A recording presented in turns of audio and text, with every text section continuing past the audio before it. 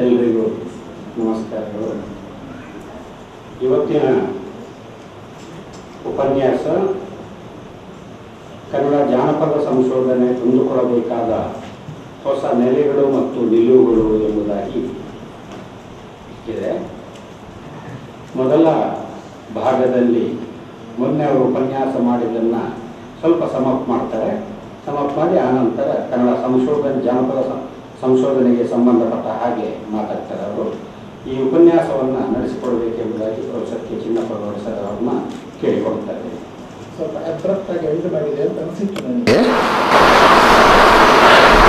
ನನ್ನ ಉಪನ್ಯಾಸದ ಕ್ರಮಗಳು ಹೇಗಿದ್ದು ಅಂತಂದರೆ, ಒಂದು ವಿಷಯವನ್ನು ಒಂದು ಚೌಕಟ್ಟಿನ ಒಳಗಡೆ ಮಂಡಿಸಿದ ಮೇಲೆ ಕೊನೆಗೆ ನಾನು ಮಂಡಿಸಿದ ಮುಖ್ಯಾಂಶಗಳು ಯಾವುದು ಅಂತ ಒಂದು ಹೇಳುವ ಕ್ರಮವನ್ನು ಇಟ್ಟುಕೊಂಡಿದ್ದೆ. ನಾನು ಅದು ಮುಖ್ಯವಾಗಿ ವಿದ್ಯಾರ್ಥಿಗಳನ್ನು ಗಮನದಲ್ಲಿಟ್ಟುಕೊಂಡು ಮಾಡ್ತಾ ಇದ್ದದ್ದು. ಹಾಗಾಗಿ ಮೊನ್ನೆ ಉಪನ್ಯಾಸದಲ್ಲಿ ಕೆಲವು ಸಂಗತಿಗಳನ್ನು, ಕೆಲವು ವಿವರಗಳನ್ನು ನಾನು ಮಂಡಿಸಿದ್ದೆ.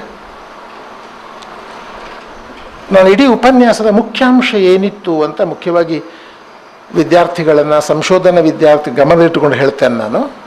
ಆಮೇಲೆ ನಾನು ಮುಂದಿನ ವಿಷಯಕ್ಕೆ ಹೋಗ್ತೇನೆ. ಕನ್ನಡ ಸಂಶೋಧನೆ, ಜಾನಪದ ಸಂಶೋಧನೆ, ಅದು ಪಡ್ಕೊಳ್ಳಬಹುದಾದ ದಿಕ್ಕುಗಳು ಯಾವುದು ಅಂತ, ಅದಕ್ಕೆ ಸ್ವಲ್ಪ ಇಲ್ಲಿ ನಿಮ್ಮ ಸಂಶೋಧನಾ ವಿದ್ಯಾರ್ಥಿಗಳ ನೆರವನ್ನು ಕೂಡ ನಾನು ಪಡ್ಕೊಳ್ತೇನೆ ನನಗೆ ಬೇಕಾದ ವಿಷಯಕ್ಕೆ ಸಂಬಂಧಪಟ್ಟ ಹಾಗೆ. ತುಳುವಿನ 6 ಕೃತಿಗಳನ್ನು ನಾನು ಮೊನ್ನೆ ಪ್ರಸ್ತಾವ ಮಾಡಿದ್ದೆ. ಲ್ಯಾಡ್ಲಿನ್ a golden bowl, Mittabail Yamunakka, when moonlight is very hot, rain boy, ಆಮೇಲೆ ಸತಿ ಕಮಲೆ ಮತ್ತು ಏನು the tale of Narayana, the impostor. 6 ಕೃತಿಗಳನ್ನು ಮುಖ್ಯವಾಗಿಟ್ಟುಕೊಂಡು ತುಳು ಅಥವಾ ಯಾವುದೇ ಒಂದು ಭಾಷೆಯ ಸಾಹಿತ್ಯ ಪರಂಪರೆಯಲ್ಲಿ ಅನುವಾದಕ್ಕೆ ವಿಶೇಷವಾದ ಸ್ಥಾನ ಇದೆ ಅಂತ ಹೇಳ್ತಾ ನಾನು ಎಲ್ಲಿ ಮಾತು ಮುಗಿಸಿದ್ದೆ ಅಂತಂದರೆ, ಇವತ್ತಿನ ವಿದ್ಯಾರ್ಥಿಗಳಿಗೆ ಅನುವಾದದ ಕ್ಷೇತ್ರಕ್ಕೆ ಹೋದರೆ ಸಾಕಷ್ಟು ಅವಕಾಶಗಳಿವೆ ಎನ್ನುವ ಒಂದು ಆಶಾದಾಯಕ ಟಿಪ್ಪಣಿಯೊಂದಿಗೆ ಅಥವಾ ಮಾತಿನೊಂದಿಗೆ ನನ್ನ ಅವತ್ತಿನ ಉಪನ್ಯಾಸವನ್ನು ನಾನು ಮುಗಿಸಿದ್ದೆ. ನಾನು ಮೊನ್ನೆ ಮಂಡಿಸಿದ ವಿಷಯಗಳನ್ನು ಒಂದೊಂದು ವಾಕ್ಯದಲ್ಲಿ ನಿಮ್ಮ ಗಮನಕ್ಕೆ ತರುವುದಾದರೆ ಅದನ್ನು ವಿಸ್ತರಿಸಬಹುದು ಮತ್ತು ಬೆಳೆಸಬಹುದು. ಯಾವುದೇ ಭಾಷೆಯ ಸಾಹಿತ್ಯ ಪರಂಪರೆಯಲ್ಲಿ ಅನುವಾದ ಸಾಹಿತ್ಯಕ್ಕೆ ಮಹತ್ವದ ಸ್ಥಾನವಿದೆ. ಒಂದು ಕಾಲಕ್ಕೆ ಅನುವಾದ ಅಂದರೆ 2ನೇ ದರ್ಜೆಯ ಕೆಲಸ ಅಂತ ಇತ್ತು. ಇವತ್ತು ಹಾಗಿಲ್ಲ. ಅನುವಾದ ಎನ್ನುವುದು ಸ್ವತಂತ್ರ ಸಾಹಿತ್ಯ ಕೃತಿಯೊಂದರ ರಚನೆಯಷ್ಟೇ ಪ್ರಾಮುಖ್ಯವನ್ನು ಅದು ಪಡ್ಕೊಂಡಿದೆ ಎನ್ನುವುದ ಹೇಳಿದ್ದೆ ನಾನು. ಅನುವಾದದ ಕುರಿತ ಒಂದು ಋಣಾತ್ಮಕ ಗ್ರಹಿಕೆ, ನೆಗೆಟಿವ್ ಥಿಂಕಿಂಗ್ ಅಥವಾ ನೆಗೆಟಿವ್ ಪರ್ಸೆಪ್ಷನ್ ಹೇಳ್ತೇವೆ ನಾವು, ಅನುವಾದದ ಕುರಿತ ಋಣಾತ್ಮಕ ಗ್ರಹಿಕೆ ಇಂದು ಸಂಪೂರ್ಣ ಬದಲಾಗಿದೆ. ಅನುವಾದಕ ಒಬ್ಬ ಕೊಲೆಗಾರ ಅಂತ ಆರಂಭವಾದ ವ್ಯಾಖ್ಯಾನ ಇವತ್ತು ಅನುವಾದ ಎನ್ನುವವನು, ಅನುವಾದಕ ಮೂಲ ಕೃತಿ 2ನೆಯ ಬದುಕನ್ನು ಕೊಡ್ತಾನೆ, ದಿ ಸೆಕೆಂಡ್ ಲೈಫ್ ಕೊಡ್ತಾನೆ ಎನ್ನುವಲ್ಲಿಗೆ ಅನುವಾದಕನ ಸ್ಥಾನ ಇವತ್ತು ನಿಂತಿದೆ. ಈ ಅನುವಾದದ ಶಾಸ್ತ್ರದ ಅನುವಾದದ ಕೆಲಸ ಅದು ತೌಲನಿಕ ಸಾಹಿತ್ಯ ಅಧ್ಯಯನ ಮತ್ತು ಅರ್ಥಮೀಮಾಂಸೆ, ಹರ್ಮನೆಟಿಕ್ಸ್ ಹೇಳಿದ್ದೆ ನಾನು. ತೌಲನಿಕ ಸಾಹಿತ್ಯ ಅಧ್ಯಯನ ಮತ್ತು ಅರ್ಥಮೀಮಾಂಸೆ ಇವುಗಳ ಅಧ್ಯಯನದ ಭಾಗವಾಗಿ ಅನುವಾದದ ಚರ್ಚೆ ಹೊಸ ಸ್ವರೂಪವನ್ನು ಪಡ್ಕೊಂಡಿದೆ. ನಾನು ಮಾತು ಹೇಳಿದ್ದೆ, ಅನುವಾದ ಅಂತಂದರೆ ಮೂಲ ಕೃತಿಯನ್ನು ಅರ್ಥ ಮಾಡಿಕೊಳ್ಳುವ ಒಂದು ಕ್ರಮ ಅಂತ ಹೇಳಿದ್ದೆ ನಾನು. ಮೂಲ ಕೃತಿಯನ್ನು ಅರ್ಥ ಮಾಡಿಕೊಳ್ಳುವ ಮೂಲ ಕೃತಿಯ ವಿಮರ್ಶೆ ಅದು. ಒಂದರ್ಥಿ ಮೂಲ ಕೃತಿಗೆ ಸಂಬಂಧಪಟ್ಟ ಸಂಶೋಧನೆಯೂ ಹೌದು ಅದು. ಹಾಗಾಗಿ ಅನುವಾದಕ, ವಿಮರ್ಶಕ, ಸಂಶೋಧಕ, ಭಾಷಾ ತಜ್ಞ ಎಲ್ಲವೂ, ಸಂಸ್ಕೃತಿ ವಿಮರ್ಶಕ ಎಲ್ಲವೂ ಆಗಿರಬೇಕಾಗ್ತದೆ ಅನುವಾದಕ ಎನ್ನುವ ಮಾತನ್ನು ನಾನು ಮಂಡಿಸಿದ್ದೆ. ಅನುವಾದದಲ್ಲಿ ಎರಡು ಬಗೆಗಳಿವೆ ಅಂತ ಹೇಳ್ತಾ, ಒಂದು ಮೆಟಾಫ್ರೇಸ್, ಮತ್ತೊಂದು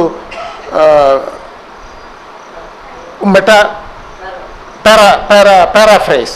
ಒಂದು ಮೆಟಾಫ್ರೇಸ್ ಮತ್ತೊಂದು ಪ್ಯಾರಾಫ್ರೇಸ್ ಎಂಬುವ ಎರಡು ಮುಖ್ಯ. ಮೆಟಾಫ್ರೇಸಲ್ಲಿ ಪದ ವಾಕ್ಯ ಅವುಗಳದ್ದೇ ನೇರ ಮೂಲ ಪಠ್ಯಕ್ಕೆ ಹೆಚ್ಚು ನಿಷ್ಠವಾಗಿರ್ತದೆ. ಪ್ಯಾರಾಫ್ರೇಸಲ್ಲಿ ಸ್ವಲ್ಪ ಭಾವಾನುವಾದದ ಕಡೆಗೆ, ಅಂದರೆ ಮೂಲ ಕೃತಿಗೆ ಚ್ಯುತಿ ಬಾರದ ಹಾಗೆ ಮಾಡುವ ಅನುವಾದವನ್ನು ಪ್ಯಾರಾಫ್ರೇಸ್ ಅಂತ ಹೇಳ್ತೇವೆ. ಅದು ಹೆಚ್ಚು ಇವತ್ತು ಏನು ಪ್ರಾಚುರ್ಯವನ್ನು ಪಡ್ಕೊಳ್ತಾ ಇರುವ ಒಂದು ಅನುವಾದ ವಿಧಾನ ಅಂತ ಮಾತು ಹೇಳಿದ್ದೆ. ಅನುವಾದದಲ್ಲಿ ಮೂಲ ಪಠ್ಯ ಮತ್ತು ಅನುವಾದ ಪಠ್ಯಕ್ಕೆ ಸಮಾನ ಆದ್ಯತೆ ಇರ್ತದೆ ಅಂತ ಹೇಳಿದ್ದೆ. ಮೂಲ ಪಠ್ಯ ಶ್ರೇಷ್ಠ ಅಂದರೆ ನೀವು ಯಾವುದು, ಅಥವಾ ಅನುವಾದದ ಶ್ರೇಷ್ಠ, ಮೂಲ ಪಠ್ಯ ತುಳು ಪಠ್ಯ ಅದು ಕನಿಷ್ಠ, ಆ ಭಾವನೆ ಇಲ್ಲ. ಅದು ಎರಡೂ ಕೂಡ ಸಮಾನವಾಗಿ ಮುಖ್ಯವಾಗುತ್ತದೆ. ಮೂಲ ಪಠ್ಯ ಮತ್ತು ಅನುವಾದ ಪಠ್ಯಕ್ಕೆ ಸಮಾನ ಆದ್ಯತೆ ಇರಬೇಕು. ಪ್ರಾಚೀನ ಕಾಲದಲ್ಲಿ ಮತ್ತು ವಸಾಹತುಪೂರ್ವ ಕಾಲಘಟ್ಟದಲ್ಲಿ ಅನುವಾದ ಅಂದರೆ ಅದು ಮರುಸೃಷ್ಟಿಯ ನೆಲೆಯನ್ನು ಹೊಂದಿತ್ತು ಅಂತ ಹೇಳಿದ್ದೆ ನಾನು. ಪಂಪ ಅಥವಾ ರನ್ನ ಅಥವಾ ಕುಮಾರವ್ಯಾಸ ಇವರ ಹಳೆಗನ್ನಡ ಕಾವ್ಯಗಳನ್ನು ನೋಡಿದರೆ, ಅವುಗಳ ಆಕಾರಗಳನ್ನು ನೋಡಿದರೆ ಅಲ್ಲಿ ಅನುವಾದಕ್ಕಿಂತ ಹೆಚ್ಚಾಗಿ ಮರುಸೃಷ್ಟಿ ಇತ್ತು. ಆದರೆ ಅನುವಾದದ ವ್ಯಾಪ್ತಿಯೊಳಗಡೆ ತಂದನ್ನು ಚರ್ಚಿಸ್ತಾರೆ. ಅದನ್ನು ಹಾಗೆ ಚರ್ಚಿಸುವಾಗ ಆ ಕವಿಗಳು ಹೆಚ್ಚು ಸ್ವಾತಂತ್ರ್ಯವನ್ನು ವಹಿಸಿದ್ರು ಎನ್ನುವ ಮಾತನ್ನು ಹೇಳ್ತಾರೆ. ಒಂದು ಕಾವ್ಯವನ್ನು ಮರುಸೃಷ್ಟಿ ಮಾಡುವಾಗ ಅಂತ ಅಂದರೆ ಮೂಲ ಆಕಾರ ಎನ್ನುವ ಒಂದು ಪರಿಕಲ್ಪನೆ ಇದ್ದರೆ, ಈ ಕಾವ್ಯ ಬಂದಾಗ ಮೂಲ ಆಕಾರಕ್ಕೂ ಇದಕ್ಕೂ ಏನು ಸಂಬಂಧ ಉಂಟು ಅಂತ ಇವತ್ತು ಕೂಡ ನಾವು ನೋಡ್ತೇವೆ. ಅದು ಅನುವಾದದ ಗ್ರಂಥಗಳನ್ನು ಅಧ್ಯಯನ ಮಾಡುವ ಒಂದು ಕ್ರಮ. ಅನುವಾದದ ಮೂಲಕ ಅಂಚಿಗೆ ಸರಿದ ಅಥವಾ ಪ್ರಾದೇಶಿಕ ಭಾಷೆಗಳ ಸಾಹಿತ್ಯವನ್ನು ಅಧಿಕಾರ ಅಥವಾ ಶಕ್ತಿ ಕೇಂದ್ರಕ್ಕೆ ತರುವ ಉದ್ದೇಶ ಇದೆ ಮಾತನ್ನು ಹೇಳಿದೆ ನಾನು. ತುಳುವನ್ನು ಅಥವಾ ಪ್ರಾದೇಶಿಕ ಭಾಷೆಯನ್ನು, ಕನ್ನಡವನ್ನು ಒಂದು ಅಧಿಕಾರದ ನೆಲೆಗೆ ಅಥವಾ ಒಂದು ಶಕ್ತಿ ಕೇಂದ್ರ, ಫ್ಯೂಕೋನ ಕಲ್ಪನೆ ವಿವರಿಸಲಿಕ್ಕೆ ಹೋಗ್ತಾ ಇಲ್ಲ ನಾನು. ಭಾಷೆ ಸಾಹಿತ್ಯ ಯಾವುದು ಶ್ರೇಷ್ಠ ಅಂತ ಎನ್ನುವ ಒಂದು ಅಧಿಕಾರದ ಚರ್ಚೆ ಇದೆ ಅಂತ ಫೂಕೋ ಅವನು ಹೇಳ್ತಾನೆ. ಹಾಗಾಗಿ ಶಕ್ತಿ ಕೇಂದ್ರವಾಗಿ ಅನುವಾದದ ಮೂಲಕ ಒಂದು ಅಂಚಿಗೆ ಸರಿದ ಭಾಷೆಯನ್ನು ತರಲಾಗುತ್ತದೆ ಎನ್ನುವುದು. ಅನುವಾದ ಕೃತಿ ಒಂದು ಸ್ವತಂತ್ರ ರಚನೆ ಎನ್ನುವ ಮಾತನ್ನು ನಾನು ಪ್ರಸ್ತಾವ ಮಾಡಿದ್ದೆ. ಅನುವಾದ ಒಂದು ಮುಗ್ಧ ಭಾಷಿಕ ಯಾಂತ್ರಿಕ ಕ್ರಿಯೆ ಅಲ್ಲ. ಅದೊಂದು ಬಹಳ ಇನ್ನೋಸೆಂಟ್ ಆದ ಒಂದು ಭಾಷಿಕ ಮತ್ತು ಯಾಂತ್ರಿಕ ಮೆಕ್ಯಾನಿಕಲ್ ಆದ ಒಂದು ಕ್ರಿಯೆ ಅಲ್ಲ ಅನುವಾದ ಎನ್ನುವ ಮಾತನ್ನು ಹೇಳಿದ್ದೆ ನಾನು. ಅನುವಾದ ಕೃತಿಯ ಓದುಗರ ಅಲಕ್ಷ್ಯ ಸಲ್ಲದು.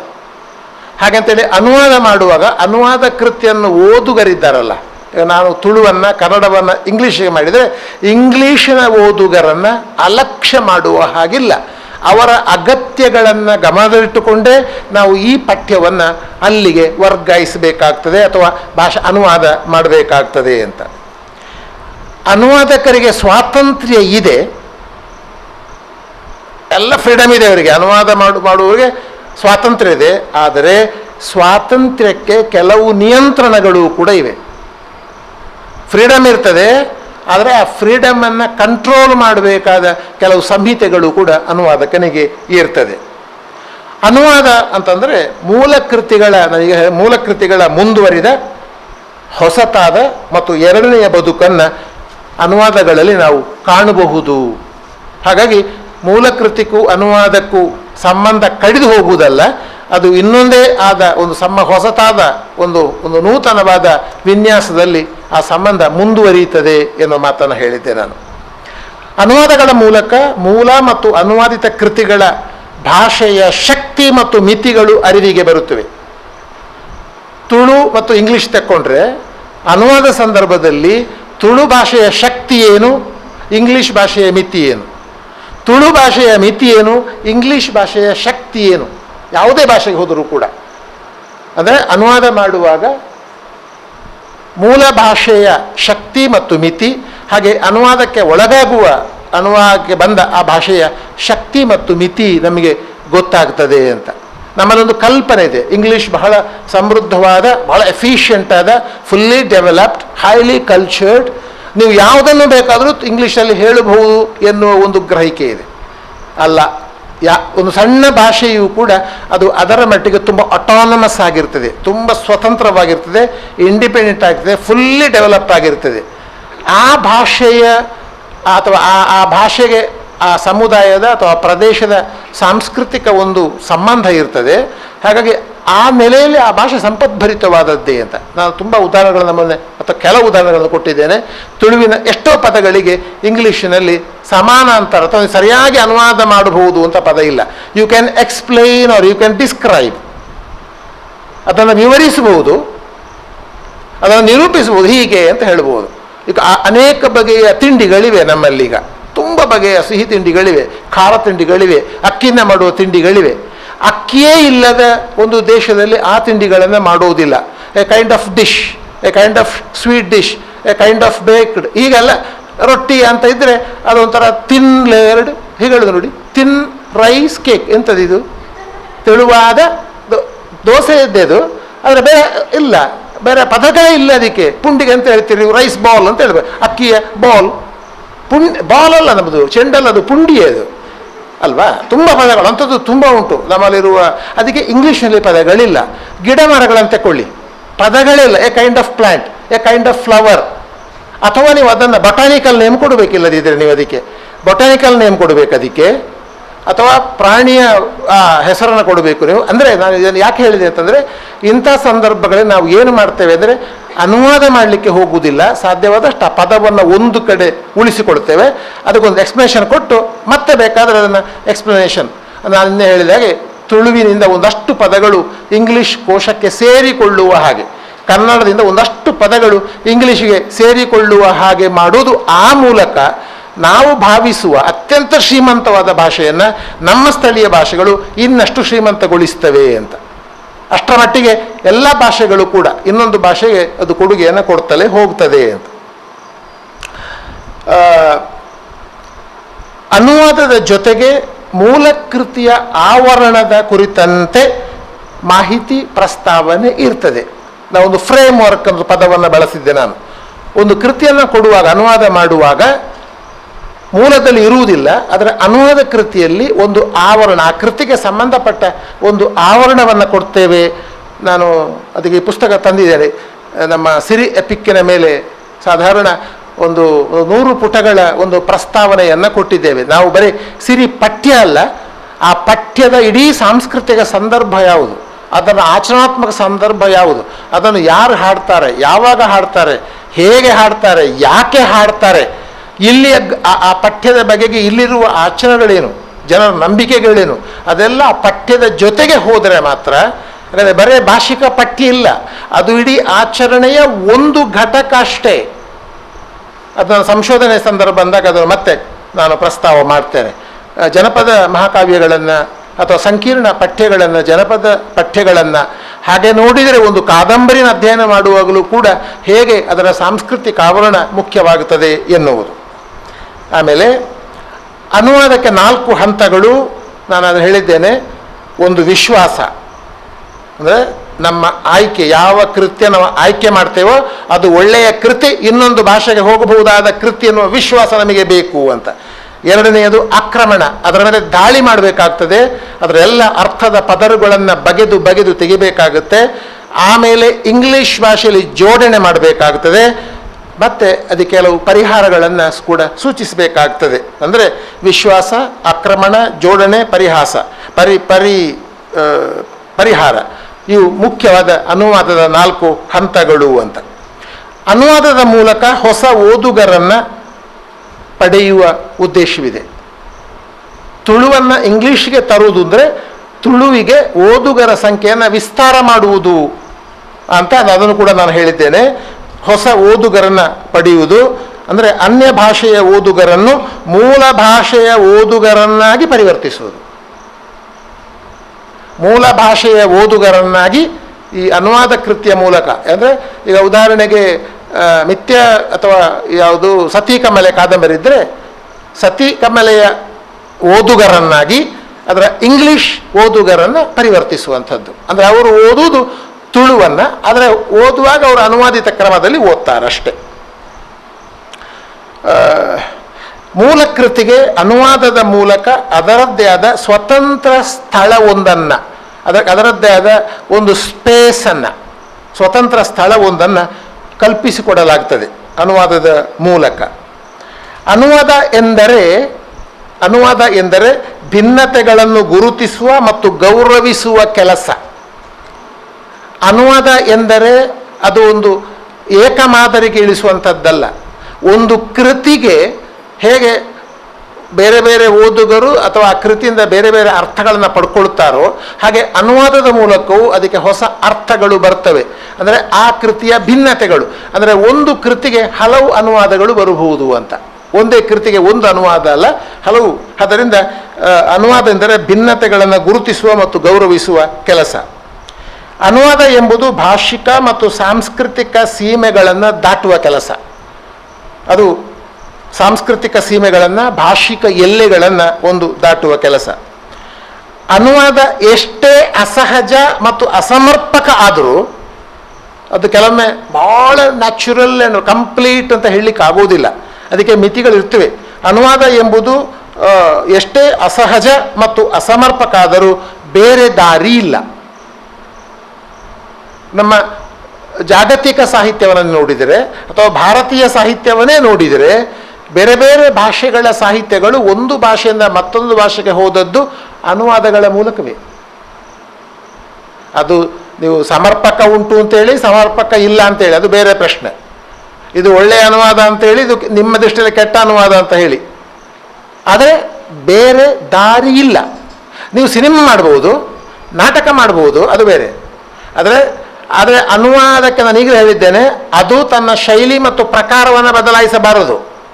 ಅದಕ್ಕಾಗಿ ಅನುವಾದ ರೂಪಾಂತರ ಬೇರೆ ಪದವನ್ನು ಪಡ್ಕೊಳ್ತದೆ. ಅದು ಅನುವಾದ ಅಂತ ಹೇಳುವಾಗ ಕಾದಂಬರಿಯಾಗೇ ಬರಬೇಕು, ನಾಟಕ ನಾಟಕವಾಗಿಯೇ ಬರಬೇಕು, ಸಣ್ಣ ಕಥೆಯಾಗೇ ಬರಬೇಕು, ಕಾವ್ಯವಾಗಿಯೇ ಬರಬೇಕು. ನೀವು ಕಾವ್ಯವನ್ನು ನಾನು ನಾಟಕ ಮಾಡ್ತೇನೆ ಅಥವಾ ಇನ್ನೇನೋ ಮಾಡ್ತೇನೆ ಅಂದರೆ ಅನುವಾದ ಆಗೋದಿಲ್ಲ, ರೂಪಾಂತರವೋ ಇನ್ನೇನೋ ಆಗ್ತದೆ. ಅಲ್ಲಿಯೂ ಅನುವಾದದ ಕೆಲಸ ಇದೆ, ಇಲ್ಲ ಅಂತ ನಾನು ಹೇಳ್ತಾ ಇಲ್ಲ. ಆದರೆ ಅದು ಬಹಳ ಲೂಸ್ ಅರ್ಥ ಆಗ್ತದೆ. ಬಹಳ ಬಹಳ ಬಹಳ ಏನು ಹೇಳ್ತೀರಿ ಅದಕ್ಕೆ, ಬಹಳ ಒಂದು ಅತಿವ್ಯಾಪಕವಾದ ಅರ್ಥ ಅಲ್ಲಿ ಬರ್ತದೆ ಅಂತ. ಮತ್ತು ಯಾಕೆ ರಾಮಾನುಜ ನನಗೆ ಬಹಳ ಅನುವಾದದ ವಿಷಯದಲ್ಲಿ ಮಾತಾಡೋದು ನಿನ್ನೆ ಹೇಳಿದ್ದೆ ನಾನು. ಅವರು ಹೇಳುವ ಬಹಳ ಚಂದದ ಮಾತು ಅಂದರೆ ಅನುವಾದ ಎಂದರೆ ಹೊಂದಾಣಿಕೆ ಮತ್ತು ಅಸಾಧ್ಯಗಳ ಸಂಘರ್ಷ. ಅಲ್ಲಿ ಅಡ್ಜಸ್ಟ್ಮೆಂಟ್ ಇರ್ತದೆ ಮತ್ತು ಅಸಾಧ್ಯಗಳ ಸಂಘರ್ಷ ಇರ್ತದೆ.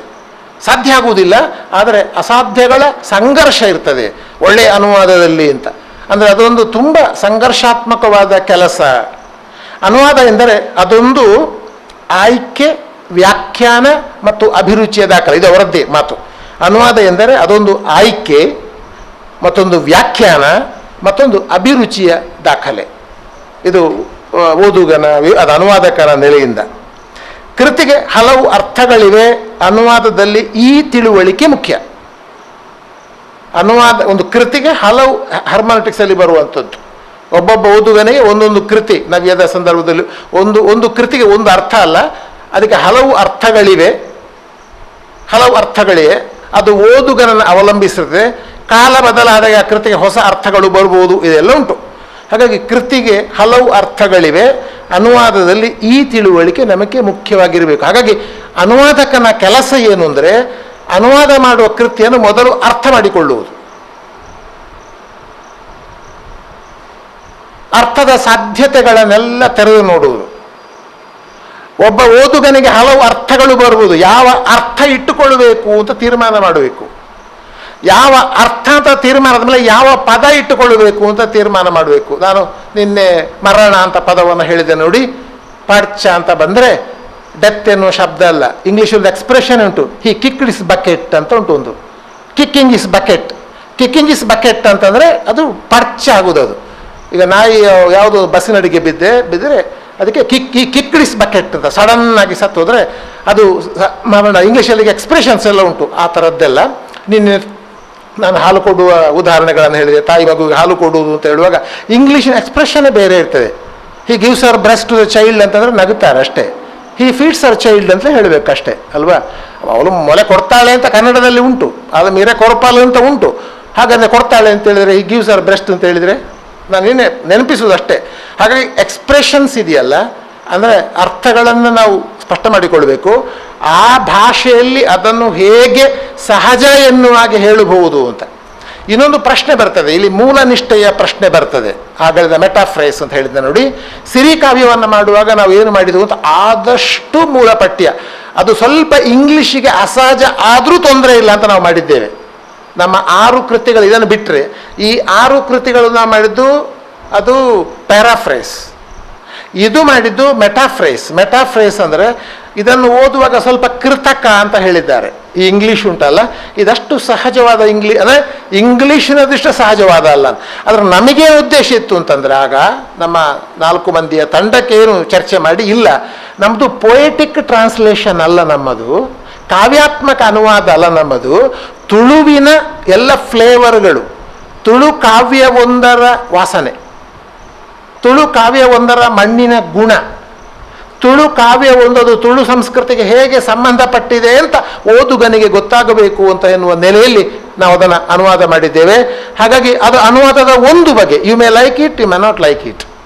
ಕೆಲವರು ಹೇಳ್ತಾರೆ, ಅದು ಬಹಳ CN ರಾಮಚಂದ್ರನ್ ಹೇಳಿದ್ದಾರೆ, ಅದು ತುಂಬ ಮೂಲನಿಷ್ಠ ಮಾಡಲಿಕ್ಕೆ ಹೋಗಿ ಅದು ಇಂಗ್ಲೀಷ್ ಕಾವ್ಯ ಓದಿದಾಗ, ನಾವು ಇಂಗ್ಲೀಷ್ ಕಾವ್ಯ ಓದುವ ಹಾಗೆ ಮಾಡಲಿಲ್ಲ ಅದನ್ನು, ನಾವು ಅದನ್ನು ತುಳು ಕಾವ್ಯವನ್ನು ಅವರು ಓದಲಿ ಎನ್ನುವ ನೆಲೆಯಲ್ಲಿ ಕೊಟ್ಟಿದ್ದೇವೆ ನಾವು. ಹಾಗಾಗಿ ಅಲ್ಲಿ ಯಾವುದೇ ರೀತಿಯ ಎಡಿಷನ್ ಆಗಲಿ, ಅಂದರೆ ಸಂಪಾದನೆಯ ಕೆಲವು ಕ್ರಮಗಳುಂಟು. ಅನುವಾದ ಮಾಡುವಾಗ ಸಂಪಾದನೆಯೂ ಇರ್ತದೆ. ಆ ಸಂಪಾದನೆಯ ಕ್ರಮದಲ್ಲಿ ನಾವು ಅಲ್ಲಿ ಅನುಸರಿಸಿದ ರೀತಿ ಒಂದು ಬೇರೆ ಆಗಿದೆ. ಅನುವಾದದ ಮೂಲಕ ಮೂಲ ಕೃತಿ ಮತ್ತು ಅನುವಾದದ ಕೃತಿಯ ಒಂದು ದೂರವನ್ನು ತಿಳ್ಕೊಳ್ಬೇಕು. ಅಂದರೆ ಅದರ ನಡುವೆ ಎಷ್ಟು ಡಿಸ್ಟೆನ್ಸ್ ಉಂಟು ಅಂತ ನೋಡಿಕೊಳ್ಬೇಕಾಗ್ತದೆ ನಾವು. ಎಷ್ಟು ಆ ಡಿಸ್ಟೆನ್ಸನ್ನು ಮೇಂಟೈನ್ ಮಾಡಬೇಕು ಅಂತ ನೋಡಬೇಕು ಅನುವಾದ ಮಾಡುವಾಗ ನಾವು.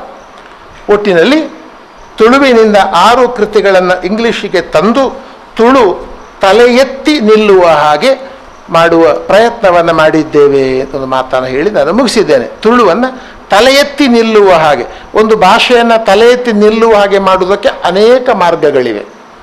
ಅನೇಕ ತಲೆ ಎತ್ತಿ ನಿಲ್ಲುವ ಹಾಗೆ ಮಾಡುವುದು, ಅಲ್ಲಿ ಎಲ್ಲಿ ಆ ಪ್ರದೇಶದಲ್ಲಿ ತಲೆ ಎತ್ತಿ ಮಾಡಬೇಕೋ, ಅದರ ಎಲ್ಲೇ ಹೊರಗೆ ತಲೆ ಎತ್ತಿ ನಿಲ್ಲುವ ಹಾಗೆ ಮಾಡಬೇಕೋ, ಬೇರೆ ಜಾಗತಿಕ ವಲಯದಲ್ಲಿ ತಲೆ ಎತ್ತಿ ಅದು ನಿಲ್ಲುವ ಹಾಗೆ ಮಾಡಬೇಕೋ, ಇಂಥ ಪ್ರಶ್ನೆಗಳೆಲ್ಲ ಉಂಟು. ಅದು ಅನುವಾದಕನಿಗೆ ಬಿಟ್ಟದ್ದು. ನಾನು ಈಗಾಗಲೇ ಸ್ಪಷ್ಟಪಡಿಸಿದ್ದೇನೆ, ನಾವು ಮಲಯಾಳ, ತಮಿಳು ಅಥವಾ ತೆಲುಗು ಇದಕ್ಕೆ ಹೋಗಲಿಲ್ಲ, ನಾವು ನೇರ ಇಂಗ್ಲೀಷಿಗೆ ಹೋದೆವು. ನಮ್ಮ ಉದ್ದೇಶವೇ ಬೇರೆ ಇತ್ತು. ತುಳುವನ್ನು ಒಂದು ಜಾಗತಿಕ ಮಟ್ಟದಲ್ಲಿ ಅದನ್ನು ಅನುವಾದಗಳ ಮೂಲಕ ತುಳು ಸಾಹಿತ್ಯದ ಶ್ರೇಷ್ಠ ನಮ್ಮ ವಿಶ್ವಾಸ. ಅದು ತುಳುವಲ್ಲಿ ತುಂಬ ಒಳ್ಳೆಯ ಕೃತಿಗಳು ಉಂಟು ಎನ್ನುವ ವಿಶ್ವಾಸದೊಟ್ಟಿಗೆ ಅದನ್ನು ದಾಳಿ ಮಾಡಿ ಇಂಗ್ಲೀಷಿಗೆ ಜೋಡಣೆ ಮಾಡಿ ಕೆಲವು ಪರಿಹಾರಗಳನ್ನು ಕೊಟ್ಟು ಅದನ್ನು ಇಂಗ್ಲೀಷಿಗೆ ತರುವ ಪ್ರಯತ್ನಗಳನ್ನು ನಾವು ಮಾಡಿದ್ವಿ. ನಮ್ಮ ಉದ್ದೇಶ ಇದ್ದದ್ದು ಸದ್ಯದ ಸಂದರ್ಭದಲ್ಲಿ, ಅದು ನಮ್ಮ ರಾಜಕೀಯ ಅಂತ ಬೇಕಾದ್ರೂ ಹೇಳಬಹುದು ನೀವು, ಸದ್ಯದ ಸಂದರ್ಭದಲ್ಲಿ ಅನೇಕ ಬಾರಿ ತುಳು ತಲೆ ಎತ್ತುವ ಪ್ರಯತ್ನವನ್ನು ಮಾಡಿತು. ಹಾಗೆ ತಲೆ ಎತ್ತಿದಾಗಲೆಲ್ಲ ಅನ್ಯ ಭಾಷೆಗಳು ಅವುಗಳ ಆ ತುಳು ತಲೆ ಎತ್ತದಂತೆ ಮೆಟ್ಟಿದುವು. ಹಾಗಾಗಿ ಹೀಗೆ ಒಂದರ ತುಳಿತಕ್ಕೆ ಒಳಗಾದ ತುಳು ಭಾಷೆಯನ್ನು ತಲೆ ಎತ್ತಿ ನಿಲ್ಲುವ ಹಾಗೆ ಮಾಡುವ ಒಂದು ವಿಧಾನ ಅದು ಅನುವಾದ ಅಂತ ನಾವು ಭಾವಿಸಿ ಒಂದು 6-7 ಕೃತಿಗಳನ್ನು ನಾವು ಅನುವಾದಕ್ಕೆ ಎತ್ತಿಕೊಂಡೆವು. ನೀವು ತುಳುವನ್ನು ಮರ್ತೂ ಕೂಡ ಅನುವಾದದ ನಾನು ಹೇಳಿದ ಮಾತುಗಳನ್ನು ಇಟ್ಟುಕೊಂಡ್ರೆ ನೀವು ನಾಳೆ ಅನುವಾದದ ಕಡೆಗೆ ನೀವು ಮನಸ್ಸು ಮಾಡಬಹುದು. ಅದಕ್ಕೆ ಏನು ವಿದ್ಯಾರ್ಥಿಗಳು ಮಾಡಬಹುದು ಅಂತಂದರೆ, ಸಣ್ಣ ಸಣ್ಣ ಕವನಗಳನ್ನು, ಸಣ್ಣ ಸಣ್ಣ ರಚನೆಗಳನ್ನು ತಗೊಳ್ಬೇಕು ಕನ್ನಡದಿಂದ. ನಿಮಗೆ ತುಳುವಲ್ಲಿ ಬರಿಬೇಕು ಅಂತಿದ್ದರೆ ಮೊದಲು ಮಾಡಬೇಕಾದದ್ದು, ಒಬ್ಬ ಬರಹಗಾರ ಆಗುವ ಒಂದು ಹಂತ ಹೇಗೆ ಅಂದರೆ, ನನಗೆ ಭಾಷೆಯಲ್ಲಿ ಹೇಳಲಿಕ್ಕಾಗ್ತದಾ ಅಂತ ನೋಡಬೇಕು. ನಿಮಗೆ ಮೊದಲು ಬೇಕಾದದ್ದು ಭಾಷೆಯ ಮೇಲೆ ಒಂದು ಪ್ರಭುತ್ವ ಬೇಕು. ಹಾಗೆ ಬೇಕಾದರೆ ಮೊದಲು ಮಾಡಬಹುದಾದ ಒಂದು ಕೆಲಸ ಅಂದರೆ ಅನುವಾದ. ಒಂದು ಕನ್ನಡದ ಕತೆ ತಗೊಳ್ಳೋದು, ತುಳುವಿಗೆ ಅನುವಾದ ಮಾಡೋದು, ಅಥವಾ ತುಳುವಿನ ಒಂದು ಒಳ್ಳೆಯ ಕತೆ ನಿಮ್ಮ ಆಯ್ಕೆ, ಅದು ಮತ್ತೊಬ್ಬ ಏನು ಬೇಕಾದ್ರೂ ಪ್ರಶ್ನಿಸಲಿ. ಹಾಗೆಲ್ಲ ನೀವು ಇದು ನನ್ನ ಆಯ್ಕೆಯನ್ನು ಒಪ್ಪುತ್ತಾರೋ ವಿರೋಧಿಸ್ತಾರೋ ಇಲ್ಲ, ಅದು ನನ್ನ ಆಯ್ಕೆ. ಅದು ಹಾಗೆಂತೇಳಿ ಅವರದನ್ನು ಒಪ್ಪಲೇಬೇಕು ಅಂತ ನಿಮ್ಮ ಹಠವೂ ಇರಬಾರದು ಮಾತ್ರ, ಅದು ಬೇರೆ ವಿಷಯ. ಹಾಗಾಗಿ ಒಂದು ಒಳ್ಳೆಯ ಕನ್ನಡದ ಕಥೆ ಆಯ್ಕೆ ಮಾಡಿ ತುಳುವಿಗೆ ತನ್ನಿ, ಒಂದು ಒಳ್ಳೆಯ ತುಳುವಿನ ಕಥೆಯೋ ಕವನೋ ಆಯ್ಕೆ ಮಾಡಿ ಅದನ್ನು ಕನ್ನಡಕ್ಕೆ ತನ್ನಿ. ಮಲಯಾಳ ಬರೋದರೆ ಮಲಯಾಳ ಭಾಷೆಗೆ ತೆಕ್ಕೊಂಡು ಹೋಗಿ, ನಿಮಗೆ ಬರುವ ಭಾಷೆಗೆ ಕೊಡಗು ಬರೋದರೆ ಕೊಡಗು ಭಾಷೆಗೆ ತೆಕ್ಕೊಂಡು ಹೋಗಿ, ಕೊಡಗು ಕೂರ್ಗ್ ಆ ಕೊಡಗಿನ ಭಾಷೆಯಿಂದ ಇಲ್ಲಿಗೆ ತನ್ನಿ, ಅರೆಗನ್ನಡ ಅಥವಾ ಗೌಡ ಕನ್ನಡದಿಂದ ತುಳುವಿಗೋ ಕನ್ನಡಕ್ಕೋ ತನ್ನಿ. ಇದು ನೀವು ಮಾಡಬಹುದಾದ ಪ್ರಾರಂಭಿಕ ಘಟ್ಟದಲ್ಲಿ ಮಾಡಬಹುದಾದ ಅಥವಾ ಉದ್ದಕ್ಕೂ ಮಾಡಬಹುದಾದ ನಿಮ್ಮ ಬರವಣಿಗೆ ಅಂದರೆ ಒಬ್ಬ ಲೇಖಕನಾಗಿ ಉದ್ದಕ್ಕೂ ಮಾಡಬಹುದಾದ ಒಂದು ಕೆಲಸ. ಈ ವಿಶ್ವಾಸವನ್ನು ವಿದ್ಯಾರ್ಥಿಗಳು ರೂಪಿಸಿಕೊಳ್ಳಬೇಕು ಎನ್ನುವ ಉದ್ದೇಶದಿಂದ ನಾನು ಈ ಅನುವಾದದ ಕುರಿತ ಹಾಗೆ ಒಂದು ನನಗೆ ಸ್ವತಂತ್ರ ಬರೀಲಿಕ್ಕೆ ಆಗುವುದಿಲ್ಲ ಅಂತಂದರೆ 2 ಭಾಷೆಗಳ ತಕ್ಕ ಮಟ್ಟಿನ ಪ್ರಭುತ್ವ ಇದ್ದರೆ ನಿಘಂಟುಗಳನ್ನೆಲ್ಲ ಇಟ್ಟುಕೊಂಡು ಎಲ್ಲ ನಿಘಂಟಿನ ಸಹಾಯ ಎಲ್ಲ ಪಡ್ಕೊಳ್ಬೋದು. ನೀವು ಪಡ್ಕೊಳ್ಳೇಬೇಕಾಗುತ್ತೆ.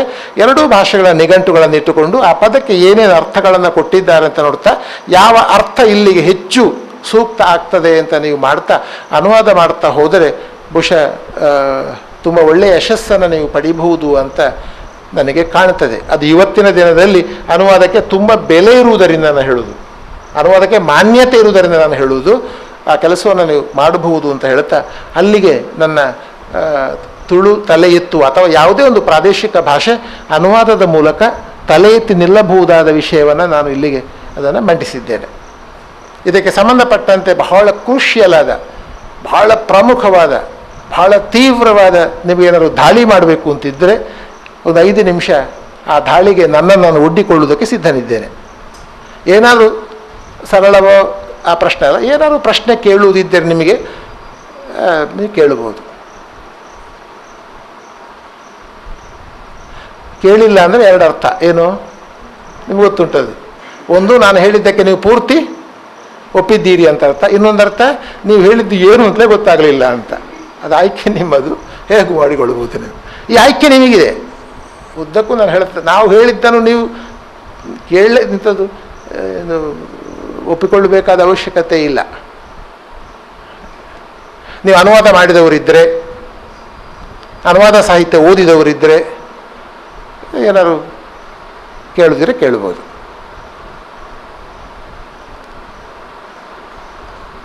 ಸದ್ಯಕ್ಕೆ ಪೋಸ್ಟ್ಪೋನ್ ಮಾಡಲಾಗಿದೆ. ಪ್ರಶ್ನೆಗಳು ಉಂಟು ನಮ್ಮಲ್ಲಿ, ಆದರೆ ಅದನ್ನು ಮುಂದಕ್ಕೆ ಕಾಯ್ದಿರಿಸಲಾಗಿದೆ. ಹಾಗೆ ಭಾವಿಸಿದ ಪ್ರಶ್ನೆಗಳು ಇಲ್ಲ ಅಂತ ನಾನು ಪ್ರಶ್ನೆಗಳು ಉಂಟು ಅಂತ ನಾನು ಭಾವಿಸಿಕೊಂಡು ಹೇಗೆ ಏನು ಪ್ರಶ್ನೆಗಳಿಲ್ಲ ಸರ್. ಓಕೆ,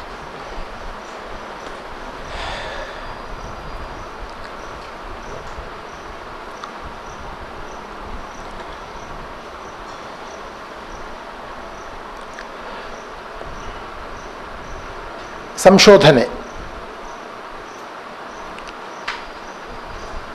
ಕನ್ನಡ ಸಂಶೋಧನೆ ಇರಬಹುದು, ಜಾನಪದ ಸಂಶೋಧನೆ ಇರಬಹುದು. ಒಟ್ಟು ಕನ್ನಡದ ಒಳಗೆ ಕನ್ನಡಕ್ಕೆ ಸಂಬಂಧಪಟ್ಟಂತೆ ಕನ್ನಡದ ಸಂದರ್ಭದಲ್ಲಿ ಇವತ್ತು ನಡೆಯುತ್ತಿರುವ ಸಂಶೋಧನೆಗಳನ್ನು ನೋಡಿದರೆ ನಮ್ಮಲ್ಲಿ ಏನಾಗ್ತದೆ ಅಥವಾ ನಮ್ಮಲ್ಲಿ ಏನಾಗಿದೆ ಮತ್ತು ಸಂಶೋಧನೆ ಹೇಗೆ ಆಗಬೇಕು, ಯಾವ ದಾರಿಯಲ್ಲಿ ಮುಂದುವರಿಯಬಹುದು ಎನ್ನುವುದರ ಕಡೆಗೆ ಈ ಉಪನ್ಯಾಸದಲ್ಲಿ ಕೆಲವು ಆಲೋಚನೆಗಳನ್ನು ನಿಮ್ಮ ಜೊತೆ ಹಂಚಿಕೊಳ್ಳುವುದಕ್ಕೆ ನಾನು ಇಷ್ಟಪಡ್ತಾ ಇದ್ದೇನೆ.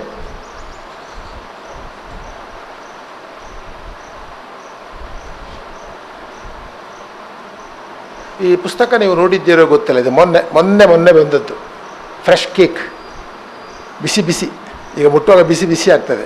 ಪುರುಷೋತ್ತಮ ಬಿಳಿಮಲೆಯವರ ಕನ್ನಡ ಕಥನಗಳು ಅಂತ ಮೊನ್ನೆ ಶಿವಮೊಗ್ಗದಲ್ಲಿ ಇದು ಬಿಡುಗಡೆಯಾಯಿತು. ಇದರಲ್ಲಿ ಒಂದು ಲೇಖನ ಇದೆ, ಕನ್ನಡ ಸಂಶೋಧನೆ ಹಿಡಿಯಬೇಕಿರುವ ಹೊಸ ಹಾದಿಗಳು ಅಂತ ಕೊಡ್ತಾರೆ.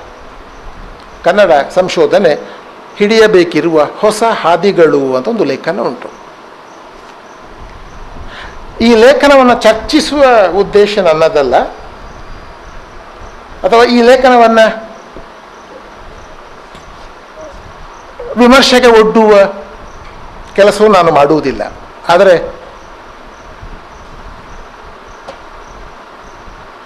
ಈ ಲೇಖನವನ್ನು ಓದಿದರೆ ಕನ್ನಡ ಸಂಶೋಧನೆಯ ಮೇಲೆ ಅಥವಾ ಕನ್ನಡ ಸಂಶೋಧನೆ ಕುರಿತಂತೆ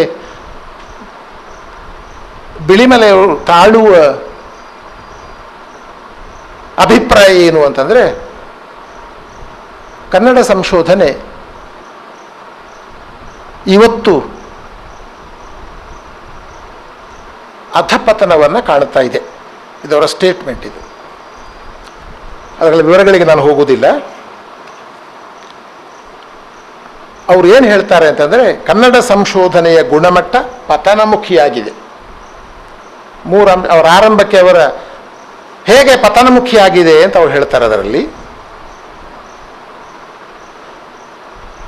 ಪತನಮುಖಿಯಾಗಿದೆ ಅಂತ ಹೇಳಿದ ಮೇಲೆ ಕಾರಣಗಳು ಕೊಡಬೇಕಲ್ಲ, ಅದಕ್ಕೆ ಬೇಕಾದ ಕಾರಣಗಳನ್ನು ಕೊಡ್ತಾರೆ ಅವರು.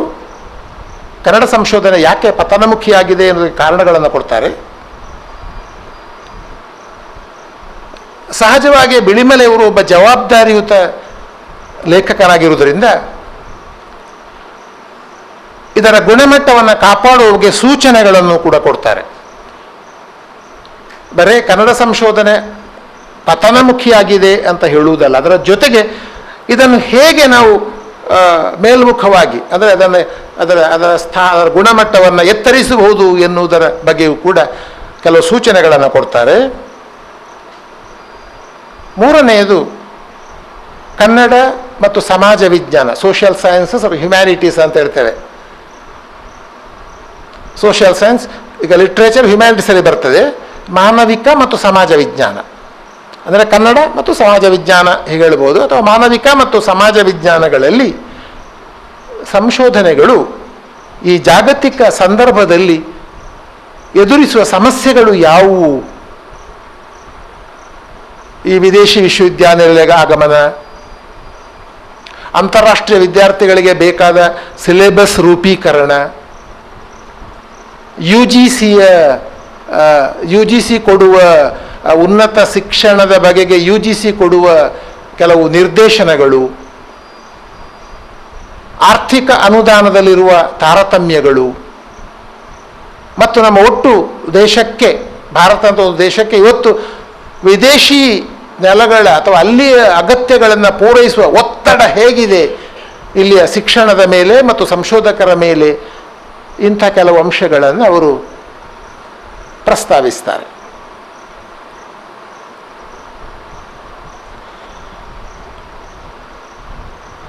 ಆ ಲೇಖನ ನೀವು ಓದಬಹುದು, ನಿಮ್ಮ ಅಭಿಪ್ರಾಯ ತಾಳ್ಬೋದು. ನನಗೆ ನನ್ನ ಮಾತಿಗೆ ಬೇಕಾಗುವಷ್ಟು ನಾನು ಅದರ ಲೇಖನದ ಈಗ ಕನ್ನಡ ಸಂಶೋಧನೆ ಪತನಮುಖಿಯಾಗಿದೆ ಅಂತ ಹೇಳ್ತಾರೆ ಅವರು. ಹಾಗೆ ಹೇಳ್ತಾ ಸಂಶೋಧನೆ ಪತನಮುಖಿಯಾಗುವುದಕ್ಕೆ ಪ್ರಮುಖವಾಗಿ 2 ಕಾರಣಗಳನ್ನು ಕೊಡ್ತಾರೆ. ಒಬ್ಬ ಸಂಶೋಧಕ, ಇವತ್ತಿನ ಸಂಶೋಧಕನಿಗೆ, ಒಬ್ಬ ನಿಜವಾದ ಸಂಶೋಧಕನಿಗೆ ಇರಬೇಕಾದ ಅರ್ಹತೆಗಳು ಇಲ್ಲ ಮತ್ತು ಕಾಣುವುದಿಲ್ಲ. ಅವನಲ್ಲಿ ಓದಿನ ಕೊರತೆ ಇದೆ. ಉದ್ಯೋಗಕ್ಕಾಗಿ ಅವನು ಬರೇ ಒಂದು ಡಿಗ್ರಿ ಮಾಡಿಕೊಂಡು ನಾಳೆ ಉದ್ಯೋಗಕ್ಕೆ ಆ ಡಿಗ್ರಿಯನ್ನು ಅವನು ಸಮೀಕರಿಸಿ ನೋಡ್ತಾ ಇರ್ತಾನೆ. ಆಮೇಲೆ ಬರವಣಿಗೆಯ ಶಕ್ತಿ ಇಲ್ಲ, ವಾಕ್ಯಕ್ಕೊಂದರಂತೆ ಕಾಗುಣಿತ ತಪ್ಪುಗಳಿವೆ, ಅಂದರೆ ಭಾಷೆಯ ಮೇಲೆ ಹಿಡಿತ ಇಲ್ಲ. ಸಂಶೋಧನೆಯ ವಿಷಯದ ಆಯ್ಕೆಯಲ್ಲಿ ಅವನಿಗೆ ಗೊಂದಲಗಳಿವೆ, ಅವನಿಗೆ ಸರಿಯಾದ ಮಾರ್ಗದರ್ಶನ ಸಿಗ್ತಾ ಇಲ್ಲ. ಮಾರ್ಗದರ್ಶಕರು ಕೂಡ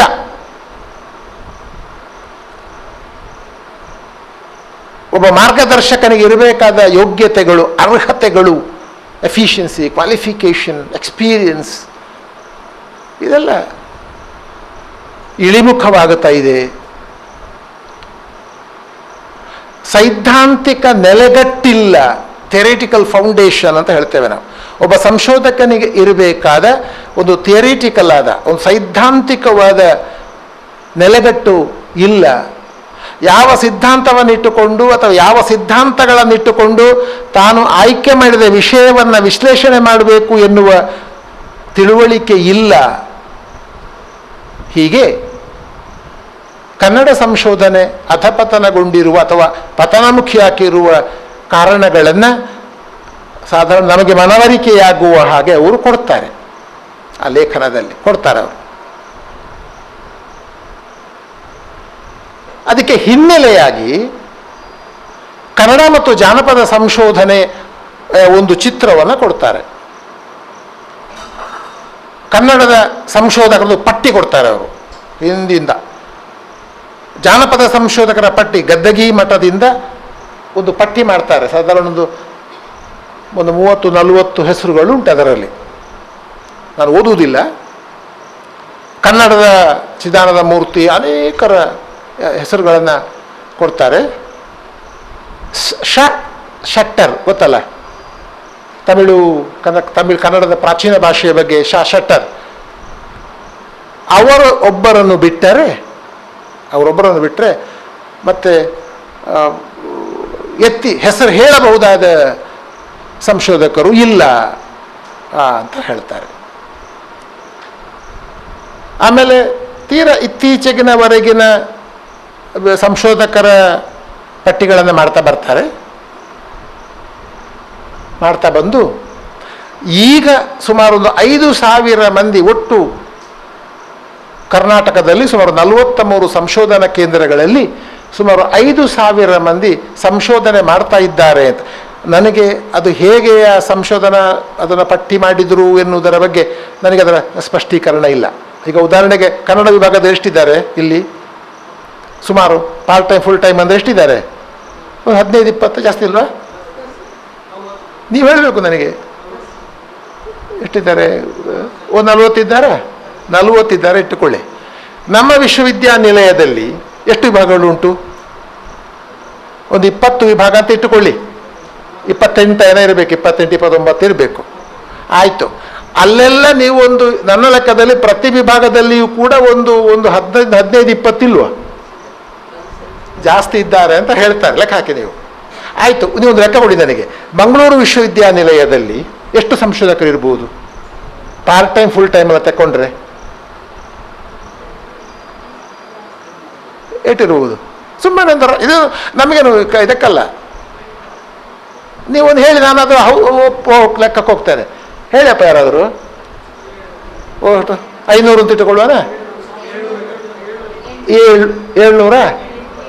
ಕೆಲವರು 800, 600, 700 ಅಂತ ಇಟ್ಟುಕೊಳ್ಳುವ. 700 ಅಂತ ಇಟ್ಟುಕೊಳ್ಳಿ. ನಮ್ಮಲ್ಲಿಯೇ ನಮ್ಮ ಕರ್ನಾಟಕದಲ್ಲಿ ಸುಮಾರು 30 ವಿಶ್ವವಿದ್ಯಾನಿಲಯಗಳುಂಟು. 30 ವಿಶ್ವವಿದ್ಯಾನಿಲಯಗಳು, PG ಸೆಂಟರ್ಗಳುಂಟು, ಹೌದಾ? ಆಮೇಲೆ ಅಟಾನಮಸ್ ಕಾಲೇಜಲ್ಲಿ ಉಂಟು, ಡೀಮ್ಡ್ ಯೂನಿವರ್ಸಿಟಿಗಳಲ್ಲಿ ಸಂಶೋಧನೆಗಳುಂಟು. 50 ನನ್ನ ಲೆಕ್ಕದಲ್ಲಿ 50ಕ್ಕಿಂತ ಮೇಲೆ ಇಟ್ಟಿದೆ. 50 × 700 ಎಷ್ಟಾಯಿತು?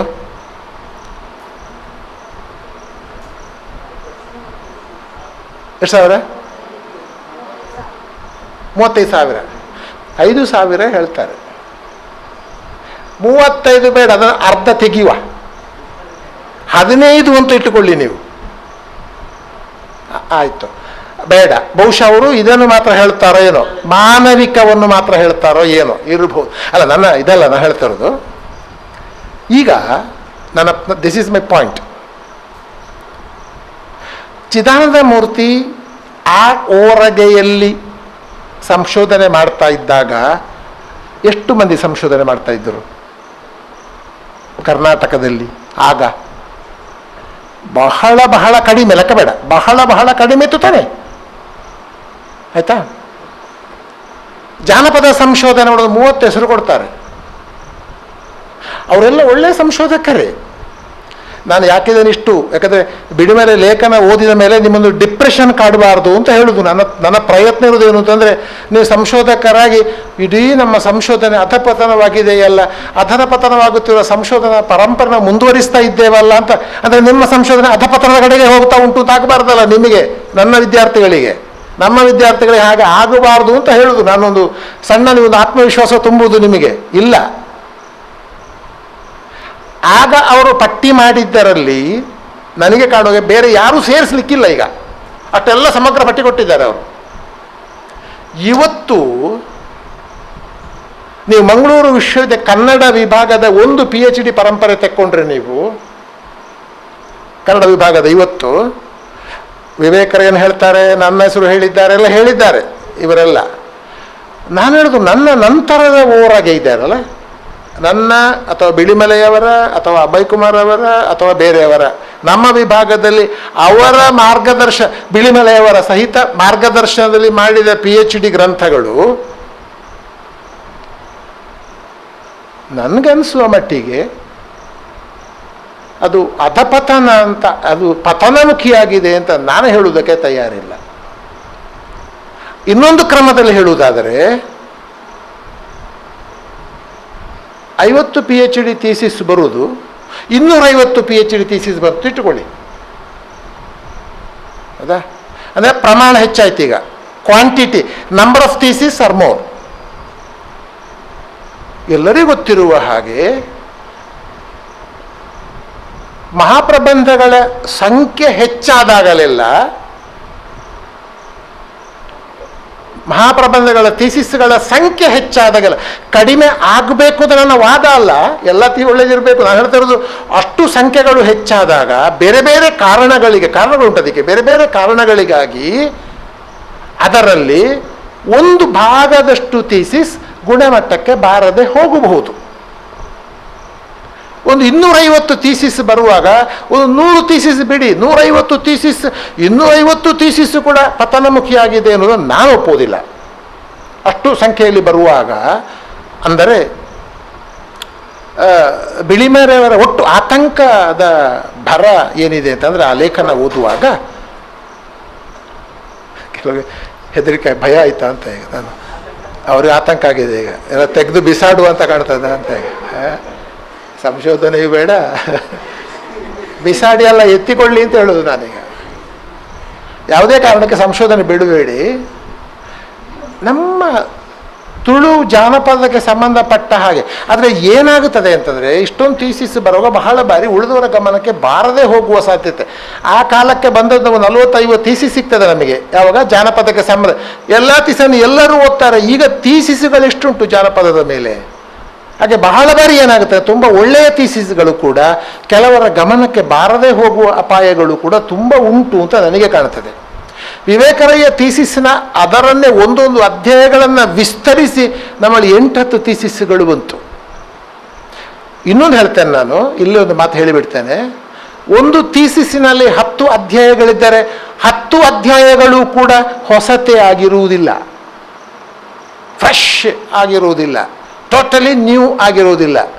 ಅದರಲ್ಲಿ ಕೆಲವು ಭಾಗಗಳು, ಅದರಲ್ಲಿ ಕೆಲವು ಮಾಹಿತಿಗಳು ಮತ್ತು ಕೆಲವು ಭಾಗದ ವಿಶ್ಲೇಷಣೆಗಳು ಅದು ಹೊಸತಾಗಿರ್ತವೆ. ಇಡೀ ಥೀಸಿಸ್ ಇವತ್ತು ಜಾನಪದದಲ್ಲಿ ಅತ್ಯಂತ ನೂತನವಾದದ್ದು ಥೀಸಿಸ್ ಬರೆಯುವುದು ಸ್ವಲ್ಪ ಸವಾಲಿನ ವಿಷಯವೇ. ಯಾಕಂದರೆ ಅಷ್ಟು ಒಂದಲ್ಲ ಒಂದು ಕಡೆ ಅದು ಚರ್ಚಿತ ಆಗಿಯೇ ಆಗಿರ್ತದೆ. ನಾನು ಇಷ್ಟು ಮಾತುಗಳನ್ನು ಹೇಳಿದ್ಯಾಕೆ ಅಂತಂದರೆ, ಕನ್ನಡ ಸಂಶೋಧನೆ ಪತನಮುಖಿಯಾಗಿದೆ ಎನ್ನುವ ಬದಲು, ಇವತ್ತು ಕನ್ನಡ ಸಂಶೋಧನೆ ಅದರ ಸಂಶೋಧನೆ ಅಥವಾ ಸಂಶೋಧಕರ ಸಂಖ್ಯೆ, ಅದರ ಪ್ರಮಾಣ ಹೆಚ್ಚಾಗಿರುವುದರಿಂದ, ಅದರ ಒಂದು ಪ್ರಮಾಣದಲ್ಲಿ ಗುಣಮಟ್ಟ ಕುಸಿಯುತ್ತಿರುವುದರಿಂದ ನಮಗೆ ಇಡೀ ಕನ್ನಡ ಸಂಶೋಧನೆ ಪತನಮುಖಿಯಾಗಿದೆ ಅಂತ ಭಾಸವಾಗುತ್ತದೆ ಅಂತ ಬಿಳಿಮಲೆ ಅದು ತುಂಬ ತರ್ಕಬದ್ಧವಾಗಿ ಅದನ್ನು ಅವರು ಮಂಡಿಸ್ತಾ ಹೋಗ್ತಾರೆ. ಅದು ಹೇಗೆ ಆಗಿದೆ ಅಂತ ಹೇಳ್ತಾರೆ. ಮತ್ತು ಅವ್ರಿಗೆ ಅದಕ್ಕೆ ಅವರು ಈ ಪತನಮುಖಿಯಾಗುತ್ತಿರುವ ಕನ್ನಡ ಸಂಶೋಧನೆಯನ್ನು ಅದನ್ನು ಮೇಲಕ್ಕೆತ್ತುವ ಸೂಚನೆಗಳನ್ನು ಕೊಡೋದು ಬಹಳ ಚೆನ್ನಾಗಿದೆ. ಅದು ನಾನು ಒಪ್ಪುತ್ತೇನೆ. ಇವತ್ತು ಸಂಶೋಧನೆಯಲ್ಲಿ ನಾವು ಏನು ಮಾಡಬೇಕು ಅಂತ. ಈಗ ಒಂದು ಆಕ್ಷೇಪ, ಈಗ ನಮ್ಮ ಸಂಶೋಧಕರಿಗೆ ಭಾಷೆಯ ಮೇಲೆ ಹಿಡಿತವೇ ಇಲ್ಲ ಅಂತ ಹೇಳ್ತಾರೆ. ಕೆಲವು ಥೀಸಿಸ್ ಓದುವಾಗ ನಾನೊಂದು 50 ಥೀಸಿಸ್ ಕರೆಕ್ಷನ್ ಮಾಡಿರ್ಬೋದು ಟೋಟಲ್. ನನ್ನ ವಿದ್ಯಾರ್ಥಿಗಳದ್ದಲ್ಲದೆ ಬೇರೆ ವಿದ್ಯಾರ್ಥಿಗಳು 40-50 ಥೀಸಿಸ್ ಮೌಲ್ಯಮಾಪನ ಮಾಡಿರ್ಬೋದು ನಾನು. ಕೆಲವು ಥೀಸಿಸ್ಗಳಲ್ಲಿ ಭಾಷೆ ಚೆನ್ನಾಗಿಲ್ಲ, ಆದರೆ ಆಲೋಚನೆಗಳಿವೆ, ಒಳ್ಳೆ ಆಲೋಚನೆಗಳಿವೆ. ಹೊಸ ಆಲೋಚನೆಗಳನ್ನು ಆ ಥೀಸಿಸ್ ಕೊಡ್ತದೆ. ಹೊಸದಾಗಿ ಆಲೋಚನೆ ಮಾಡಿದ್ದಾನೆ ಹುಡುಗ. ಕೆಲವು ಥೀಸಿಸ್ಗಳಲ್ಲಿ ಹೊಸ ಆಲೋಚನೆಗಳಿಲ್ಲ, ಆದರೆ ಬರವಣಿಗೆಯ ಕ್ರಮ ಇದೆಲ್ಲ ಬಹಳ ಚೆನ್ನಾಗಿದೆ, ಬಹಳ ಸ್ಟೈಲಿಸ್ಟಿಕ್ ಆಗಿ, ಬಹಳ ಸೊಗಸಾಗಿ ಇದೆ.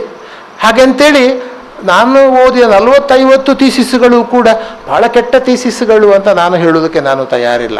ಅದನ್ನು ಅದರ ಅದರ ಅದರ ದೋಷಗಳೇನು, ಅದರ ಮಿತಿಗಳೇನು ಅಂತ ಗುರುತಿಸಬೇಕು. ಏಕೆಂದರೆ ಇವತ್ತಿನ ಸಂದರ್ಭದಲ್ಲಿ ಸಂಶೋಧನೆ ಎನ್ನುವುದು ಅದು ಸ್ನಾತಕೋತ್ತರ ಆದ ಮೇಲೆ ಒಂದು ಹಂತದ ಅಧ್ಯಯನದ ಕ್ರಮದಲ್ಲಿದೆ. ಅದು ಒಂದು ಕಾಲಕ್ಕೆ ಸಂಶೋಧನೆ ಅಂತ ಹೇಳುವಂಥದ್ದು ಅದು ವಿದ್ಯಾರ್ಥಿ ದೆಸೆ ಮುಗಿದ ಕೂಡಲೇ ಕೈಗೆತ್ತಿಕೊಳ್ಳುತ್ತಿರಲಿಲ್ಲ.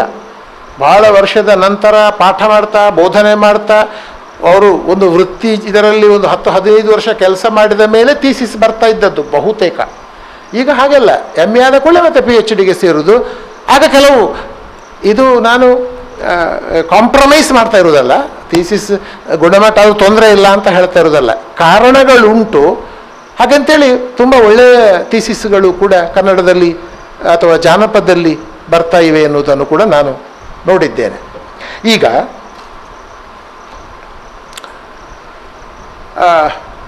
ಅವರ ಕೆಲವು ಹೇಗೆ ಅದನ್ನು ಎತ್ತರಿಸಬೇಕು ಎನ್ನುವುದನ್ನು ನಾನು ನನ್ನ ಸಂಶೋಧನೆಯ ಕುರಿತ ಹಾಗೆ ಹೊಸ ಆಲೋಚನೆಗಳನ್ನು ನಾನು ಮಂಡಿಸುವಾಗ ನಾನು ಅದನ್ನು ಹೇಳ್ತೇನೆ. ಈಗ ನಿಮ್ಮಲ್ಲಿ ಸಂಶೋಧಕರಿದ್ದೀರಿ, ನೀವೆಲ್ಲ PhD ಮಾಡ್ತಾ ಇದ್ದೀರಿ, ಈಗ ತುಂಬ ಮಂದಿ ಇಲ್ಲಿದ್ದೀರಿ.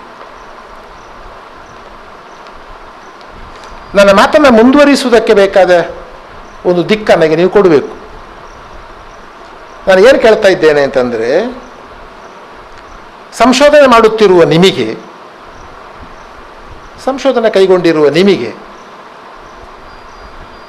ಆರಂಭದಲ್ಲಿರ್ಬೋದು, ನಿಮ್ಮ ಸಂಶೋಧನೆಯ ನಡುವಿನ ಕಾಲಘಟ್ಟದಲ್ಲಿರ್ಬೋದು, ಅಥವಾ ಈಗ ಥೀಸಿಸ್ ಬರೀತಾ ಇದ್ದರೆ ಬರೀತಾ ಇರುವಾಗ ಇರಬಹುದು, ನಿಮಗೆ ಇರುವ ಸಮಸ್ಯೆಗಳೇನು, ನೀವು ಎದುರಿಸಿದ ಸಮಸ್ಯೆಗಳೇನು? ಒಂದು ವಿಷಯದ ಆಯ್ಕೆ ಅಂತ ಇಟ್ಟುಕೊಳ್ಳುವ. ನೀವು ಸಂಶೋಧನೆ ಮಾಡುವಾಗ ನಿಮಗೆ ವಿಷಯದ ಆಯ್ಕೆಯಲ್ಲಿ ಸಮಸ್ಯೆ ಆಯಿತು. ವಿಷಯ ಆಯ್ಕೆ ಮಾಡಿದ ಮೇಲೆ ಆಕರಗಳ ಶೋಧ, ರಿಸೋರ್ಸ್ ಆಕರಗಳ ಶೋಧದಲ್ಲಿ ಸಮಸ್ಯೆ ಆಯಿತು. ನೀವು ಸಂಶೋಧನೆಗೆ ಬಂದದ್ದೇ ಆಕಸ್ಮಿಕ ಆದದ್ದರಿಂದ, ಮಿಯರ್ಲಿ ಆಕ್ಸಿಡೆಂಟಲ್, ನಾನು ಜನ್ಮಕ್ಕೂ ಎನಿಸಿರಲಿಲ್ಲ ನಾನು ಸಂಶೋಧನೆಗೆ ಬರ್ತೇನೆ, ಹೇಗೋ ಬಂದುಬಿಟ್ಟೆ ಅಂತ ಹೇಳ್ತಾರೆ ಕೆಲವರು.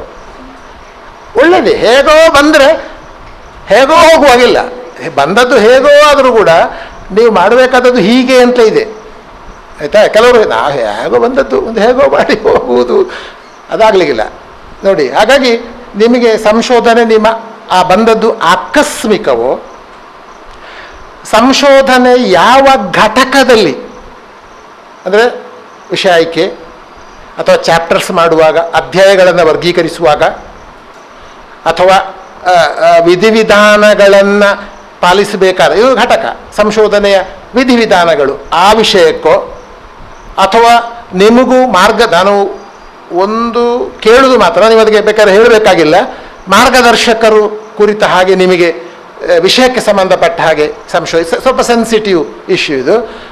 ನಮ್ಮ ಮಾರ್ಗದರ್ಶಕರ ಬಗ್ಗೆ ನಾವು ಹೇಗೆ ಹೇಳುವುದು ಅಂತಿದ್ರೆ ಅದು ಹೇಳಬೇಕಾಗಿಲ್ಲ, ಬಿಡಿ, ಹೋಗಲಿ ಅತ್ತಾಗಿ, ಆಯಿತಾ? ಆಮೇಲೆ ಸಂಶೋಧನೆ ನೀವು ಸತ್ಯ ಸುಳ್ಳು ಹೇಳಬಾರ್ದು. ನಾನು ಸಂಶೋಧನೆ ತಗೊಂಡು ಉದ್ಯೋಗಕ್ಕೆ ಮಾತ್ರ, ಅಥವಾ ಉದ್ಯೋಗ ಸಿಗುವಲ್ಲಿವರೆಗೆ, ಉದ್ಯೋಗ ಸಿಕ್ಕಿದರೆ ಇವತ್ತೇ ಪುಡ್ಚ ಅಂತ ಇದ್ದರೆ, ಅಂದರೆ ಓಡ್ತೇನೆ ಅಂತಿದ್ರೆ ಪುಡ್ಚ ಅಂದರೆ ಅದು ಬರೀ ಓಡುದಲ್ಲ, ಅದು ಗಂಟು ಮುಟ್ಟೆ ಕಟ್ಟಿಕೊಂಡು ಯಾರಿಗೂ ಹೇಳದೆ ಅವ ಎಲ್ಲಿ ಹೋಗಿದ್ದಾನೆ ಅಂತ ಮತ್ತೆ ವಿಭಾಗದ ಅಧ್ಯಕ್ಷರು ಕರೆದು ಕೇಳಲಿಕ್ಕುಂಟು ಧನಂಜಯ ಹತ್ರ, ಅವು ಎಲ್ಲಿ ಹೋಗಿದ್ದಾರೆ ಈಗ ಅಂತ. ಸರ್ ಗೊತ್ತಿಲ್ಲ, ಕೊನೆಗೆ ಎಲ್ಲ ಅದೊಂದು ಸಂಶೋಧನೆ, ಮತ್ತೆ ಕೊನೆಗೆ ಗೊತ್ತಾಗೋದು ಇಲ್ಲ ಅವರಿಗೆ ಉದ್ಯೋಗ ಸಿಕ್ಕಿದಂತೆ ಹೋಗಿದ್ದಾರೆ ಅಂತ. ಇದು ಒಂದು ಸಂಶೋಧನೆಯ ಚೆನ್ನಾಗಿ ಭಾಳ ಸ್ವಾರಸ್ಯ ಇರ್ತದೆ ಅದು. ಹಾಗಾಗಿ ನಿಮ್ಮ ಸಂಶೋಧನೆ ವಿವರ ಇದೆಲ್ಲ ನೋಡಿ, ಇದೆಲ್ಲ ನಾನು ಈ ಅಂಶಗಳನ್ನು ಇಟ್ಟುಕೊಂಡು ನಾವು ಸಂಶೋಧನೆಯ ಬಗ್ಗೆ ಕೆಲವು ಅಂಶಗಳನ್ನು ಚರ್ಚಿಸಬೇಕಾಗ್ತದೆ. ಬರವಣಿಗೆ ಬಗ್ಗೆ ನಿಮ್ಮ ವಿಶ್ವಾಸ ಏನು? ಬರವಣಿಗೆಯ ಬಗ್ಗೆ ನಾನು ಕನ್ನಡದಲ್ಲಿ ಸರಿಯಾಗಿ ಬರೆಯಬಲ್ಲೆ ಅಂತ ನಿಮಗುಂಟ? ಭಾಷೆಯ ಮೇಲೆ, ನಿಮ್ಮ ಬರವಣಿಗೆಯ ಮೇಲೆ ನಿಮಗೆ ವಿಶ್ವಾಸ ಉಂಟೋ? ಆಮೇಲೆ ಆಕರ ಸಾಮಗ್ರಿಗಳನ್ನು ಸಂಗ್ರಹಿಸಿ ಅದನ್ನು ಓದಿ ಅರ್ಥ ಮಾಡಿಕೊಳ್ಳುವಲ್ಲಿ ನಿಮಗೆ ಸಮಸ್ಯೆ ಉಂಟೋ? Are you able to understand? ಒಂದು ಕೃತಿ ಸಿಕ್ಕಿದರೆ, ಒಂದು ಇಂಗ್ಲೀಷಿನ ಕೃತಿಯು ಸಿಕ್ಕಿದರೆ ಅಥವಾ ಬೇರೆ ಯಾವುದೋ ಒಂದು ಕೃತಿ ಸಿಕ್ಕಿದರೆ ನಿಮಗದನ್ನು ಓದಿ ಅರ್ಥೈಸಿಕೊಳ್ಳಲಿಕ್ಕೆ ಆಗುತ್ತದೋ? ಆಮೇಲೆ ಇದು ಪೂರ್ತಿ ಶೈಕ್ಷಣಿಕವಾದದ್ದಲ್ಲ, ಬೇರೆಯ ಅದು ಕೌಟುಂಬಿಕವಾದದ್ದಿರ್ಬೋದು, ಆರ್ಥಿಕವಾದ ಕೆಲವು ಸಮಸ್ಯೆಗಳಿದ್ದರಿಂದ ನನಗೆ ಸಂಶೋಧನೆಯ ಕಡೆಗೆ ಹೆಚ್ಚು ಗಮನ ಕೊಡಲಿಕ್ಕೆ ಆಗದೇ ಇರುವ ಸಾಧ್ಯತೆಗಳು ಬಿಟ್ಟು ಇದೆಲ್ಲವನ್ನೂ ಕೂಡ ಒಂದು ಶೈಕ್ಷಣಿಕ ಚರ್ಚೆಯ ಒಳಗಡೆ ತರುವುದು ಕೂಡ ಕಷ್ಟವೇ. ಹಣ ಇಲ್ಲ ಅಂದರೆ ಮತ್ತೆ ಸಂಶೋಧನೆ ಬಂದದ್ದು ಯಾಕೆ ಏನು ಇದೆಲ್ಲ ಬರ್ತದೆ. ಆದರೂ ನಾನು ಈಗ ಎತ್ತಿದ ಒಂದು 4-5 ವಿಷಯ ಉಂಟಲ್ಲ, ಮುಖ್ಯವಾಗಿ ವಿಷಯದ ಆಯ್ಕೆ, ಅಧ್ಯಯನಗಳನ್ನು ಮಾಡುವುದು, ಬರವಣಿಗೆ, ಆಕರ ಗ್ರಂಥಗಳು, ಆಕರ ಗ್ರಂಥಗಳನ್ನು ಹುಡುಕುವಾಗ ಆಗುವ ಸಮಸ್ಯೆಗಳು, ಅದನ್ನು ಅರ್ಥ ಮಾಡಿಕೊಳ್ಳಿಕ್ಕೆ ಆಗದೇ ಇರುವ ಸಮಸ್ಯೆ, ಇದು MA ವಿದ್ಯಾರ್ಥಿಗಳಿಗೂ ಆಗ್ತದೆ. ಒಂದು ಪ್ರಬಂಧ ಬರೆಯುವಾಗ ಸಂಬಂಧಪಟ್ಟದ್ದು ಇದು. ಅವರು ಥೀಸಿಸ್ ಬರೀತಾರೆ, ನೀವೊಂದು ಪ್ರಬಂಧ, ಒಂದು ಲೇಖನ ಪ್ರಬಂಧ ಬರೀತೀರಿ, ಇದು ನಿಮಗೂ ಆಗುವ. ಹಾಗಾಗಿ ನಾನು ಇಲ್ಲೇ ಒಂದು ಮಾತು ಹೇಳ್ತೇನೆ, ಸಂಶೋಧನೆ, ನಾನು ಈಗಾಗಲೇ ಹೇಳಿದ್ದೇನೆ, ಸಂಶೋಧನೆ ಅಂದರೆ ಅದು ಮನಗಟ್ಟಲಾಗಬೇಕಾಗಿಲ್ಲ. ಮನಗಟ್ಟಲೆ ಅಂದರೆ ಒಂದು ಲೇಖನ ಬರೆದ್ರೆ ಸಾಕು, ಅದು ಸಂಶೋಧನೆಯ ಒಂದು ಅರ್ಹತೆಗೆ ಹೇಳುವುದು ನಾನು. ಅಂದರೆ ಕೆಲವು ಲೇಖನಗಳು ನಿಮಗೆ ಸಂಶೋಧಕನ ಪಟ್ಟವನ್ನು ತಂದುಕೊಡಬಹುದು, ಒಂದು ಮಹಾಪ್ರಬಂಧಗಳು ಮತ್ತು ಅನೇಕ ಪುಸ್ತಕಗಳು ಕೂಡ ನಿಮಗೆ ಸಂಶೋಧಕ ಎನ್ನುವ 10 ಪುಸ್ತಕಗಳನ್ನು ಬರೆದು ಅದರಲ್ಲಿ ಏನಿಲ್ಲದಿದೆ ಅಂತ ಸಂಶೋಧಕನಾಗ್ತಾನೆ. ಕೆಲವೊಮ್ಮೆ ಒಳ್ಳೆ 2 ಲೇಖನಗಳು ಸಾಕು. ಒಂದು ಅಂದರೆ ಹಾಗೆ ಹೇಗಿರಬೇಕು ಸಂಶೋಧನೆ ಅಂತಂದರೆ, ಇಲ್ಲೇ ಒಂದು ಮಾತು ಹೇಳಿಬಿಡ್ತೇನೆ, ಅದು ಇರುವ ಸ್ಕಾಲರ್ಶಿಪ್ಪನ್ನು, ಆ ವಿಷಯಕ್ಕೆ ಸಂಬಂಧಪಟ್ಟಂತೆ ಈಗ ಇರುವ ಸ್ಕಾಲರ್ಶಿಪ್ ಜ್ಞಾನ ಏನಿದೆ ಅದನ್ನು ಒಂದು ಸ್ವಲ್ಪವಾದರೂ ಅದು ವಿಸ್ತರಿಸಬೇಕು. It should extend the scholarship. ಅದೊಂದು ಲೇಖನದ ಮೂಲಕ ಮಾಡ್ಬೋದು, ಒಂದು ಮಹಾಪ್ರಬಂಧದ ಮೂಲಕ ನೀವು ಮಾಡ್ಬೋದು. ಹಾಗಾದರೆ ಆ ವಿಷಯಕ್ಕೆ ಸಂಬಂಧಪಟ್ಟಂತೆ ಈಗ ಎಷ್ಟು ಜ್ಞಾನ ಇದೆ, ಎಷ್ಟು ಸ್ಕಾಲರ್ಶಿಪ್ ಇದೆ ಗೊತ್ತಾಗಬೇಕಲ್ಲ. ದ ಫಸ್ಟ್ ಥಿಂಗ್, ಒಂದು ವಿಷಯ ಆಯ್ಕೆ ಮಾಡುವಾಗ ಅಥವಾ ಮಾಡಿದ ಮೇಲೆ you should be very clear in your direction. ನಾನು ಏನು ಮಾಡ್ತಾ ಇದ್ದೇನೆ ಅಂತ ನಾನು ಹೇಳಿದ್ದೇನೆ ಹೇಳ್ತಾ ಇದ್ದೇನೋ. ನಾನು ಭಾಳ ಸರಳವಾಗಿ ಹೇಳುವುದುಂಟು, ನನ್ನ ಮಾತುಗಳನ್ನು ಕೇಳಿದವರಿಗೆ ನೆನಪಿರ್ಬೋದು. ಸಂಶೋಧನೆಯಲ್ಲಿ 3 ಸಾಧ್ಯತೆ ಅಂತ. 3 ಸಾಧ್ಯ. ಏನು ಸಂಶೋಧನೆಯ 3 ಸಾಧ್ಯತೆ ಅಂದರೆ, ಒಂದು, ಈಗಾಗಲೇ ಆಗಿರುವ ಸಂಶೋಧನೆಯ ತಪ್ಪು, ಸುಳ್ಳಲ್ಲ, ಅವನು ಸುಳ್ಳು ಹೇಳುವುದಿಲ್ಲ. ಸಂಶೋಧಕ ತಪ್ಪು ಮಾಡ್ತಾನೆ ಅಂತ ಗೊತ್ತಲ್ಲ ನಿಮಗೆ. ಸಂಶೋಧಕ ತಪ್ಪು ಮಾಡ್ಬೋದು, ಆದರೆ ಅವನು ಸುಳ್ಳು ಹೇಳುವುದಿಲ್ಲ ಅಂತ ಒಂದು, ಅದು ಕಲಬುರ್ಗಿ ಎಲ್ಲ ಹೇಳಿದ ಮಾತು. ಅವನು ಸುಳ್ಳು ಹೇಳುವುದಿಲ್ಲ, ತಪ್ಪು ಮಾಡ್ತಾನೆ. ಹಾಗಾಗಿ ಈಗಾಗಲೇ ಆಗಿರುವ ಸಂಶೋಧನೆಯ ತಪ್ಪುಗಳನ್ನು ಸರಿಪಡಿಸುವುದು ಒಂದು ರೀತಿ ಅಲ್ವಾ. ಈಗಾಗಲೇ ಆಗಿರುವ ಸಂಶೋಧನೆಯ ಜ್ಞಾನವನ್ನು ವಿಸ್ತರಿಸುವುದು, ಎಕ್ಸ್ಟೆಂಡ್, ಹೊಸದಲ್ಲ, ವಿಸ್ತರಿಸುವುದು, ಹೊಸ ಮಾಹಿತಿಗಳ ಮೂಲಕ ಈಗಾಗಲೇ ಇರುವ ಒಂದು ಜ್ಞಾನಕ್ಕೆ ಇನ್ನಷ್ಟು ಪುರಾವೆಗಳನ್ನು ಕೊಡುವುದಷ್ಟೇ. ನೀವು ಹೇಳುವುದಷ್ಟೇ, ಆದರೆ ಇನ್ನಷ್ಟು ಪುರಾವೆಗಳನ್ನು ನೀವು ಕೊಡಿ. ಉದಾಹರಣೆಗೆ ನಮ್ಮಲ್ಲಿ ಒಂದು 8 ಥೀಸಿಸ್ ನೋಡಿದರೆ, ಈಗ ಜಾತ್ರೆಗಳು ಒಂದು ಅಧ್ಯಯನ, ಮಂಡ್ಯ ಜಿಲ್ಲೆಯ ಜಾತ್ರೆಗಳು ಒಂದು ಅಧ್ಯಯನ, ಮತ್ತು ಯಾವ ಜಿಲ್ಲೆ ಹೇಳಿ, ಆ ಕಡೆದ್ದು, ಕೋಲಾರ ಜಿಲ್ಲೆಯ ಜಾತ್ರೆಗಳು ಒಂದು ಅಧ್ಯಯನ, ಒಂದು 8 ಥೀಸಿಸ್ ಉಂಟು ನೋಡಿ. ನಾನು ಓದಿದ್ದೇನೆ, ನನಗೆ ಬಂದಿ ಕೆಲವೆಲ್ಲ. ಏನಾಗಿದೆ, ಹೊಸ್ತಿಲ್ಲ. ಅಲ್ಲಿ ಮಂಡ್ಯ ತೆಗೆಯುವುದು, ಕೋಲಾರ ಅಂತ ಹಾಕುವುದು. ಮಂಡ್ಯ ಜಾತ್ರೆ ಯಾವುದೋ ಒಂದಿದ್ರೆ ಜಾತ್ರೆ ಎಲ್ಲ ಹಾಗೆ, ನೀವು ಹೆಚ್ಚು ಇದಿಲ್ಲ, ಸ್ವಲ್ಪ ಹೆಚ್ಚು ವಿವರಗಳನ್ನೆಲ್ಲ ಕೊಡುವುದು, ನೀವು ಆಯ್ತಪ್ಪ, ಅಟ್ಲೀಸ್ಟ್ ಒಂದು ಜಿಲ್ಲೆಯ ಜಾತ್ರೆಯ ವಿವರಗಳಾದರೂ ಬಂತು ಅಂತ ಒಂದು ದಾಖಲಾಯ್ತಲ್ಲ, ಅಷ್ಟರ ಮಟ್ಟಿಗಾದರೂ ಅದಕ್ಕೊಂದು ಬೆಲೆ ಉಂಟು, ಅನೇಕ ಹೊಸ ಆಕಾರಗಳನ್ನಲ್ಲಿ ಮಾಹಿತಿಗಳನ್ನು ಕೊಟ್ಟಿದ್ದಾರೆ ಅಂತ. ಅಂದರೆ ಏನು, ಒಂದು ಏನು ಹೇಳಿದೆ ನಾನು, ಆಗಿರುವ ತಪ್ಪುಗಳನ್ನು ಸರಿಪಡಿಸುವಂಥದ್ದು, ಇರುವ ಜ್ಞಾನದ ಪರಿಧಿಯನ್ನು ವಿಸ್ತರಿಸುವುದು, ಮೂರನೆಯದ್ದು ಹೊಸತಾದ ತೀರ ಈವರೆಗೆ ಯಾರೂ ಗಮನಿಸದೇ ಇರುವ ವಿಷಯವೊಂದರ ಕುರಿತ ಹಾಗೆ ಒಂದು ಸಂಶೋಧನೆಯನ್ನು ಮಾಡುವಂಥದ್ದು. ತಪ್ಪುಗಳನ್ನು ಸರಿಪಡಿಸುವುದು, ಹೊಸ ತಪ್ಪುಗಳನ್ನು ಮಾಡುವುದು ಅಲ್ಲ, ತಪ್ಪುಗಳನ್ನು ಸರಿಪಡಿಸುವುದು ಅಲ್ಲ, ಇರುವ ಅದು ನಾವು ಭಾರಿ ಬುದ್ಧಿವಂತರಿದ್ದೇವೆ. ಆಮೇಲೆ ಇರುವ ಜ್ಞಾನವನ್ನು ವಿಸ್ತರಿಸುವುದು ಇದೆ, ಹೊಸತೇನಿಲ್ಲ.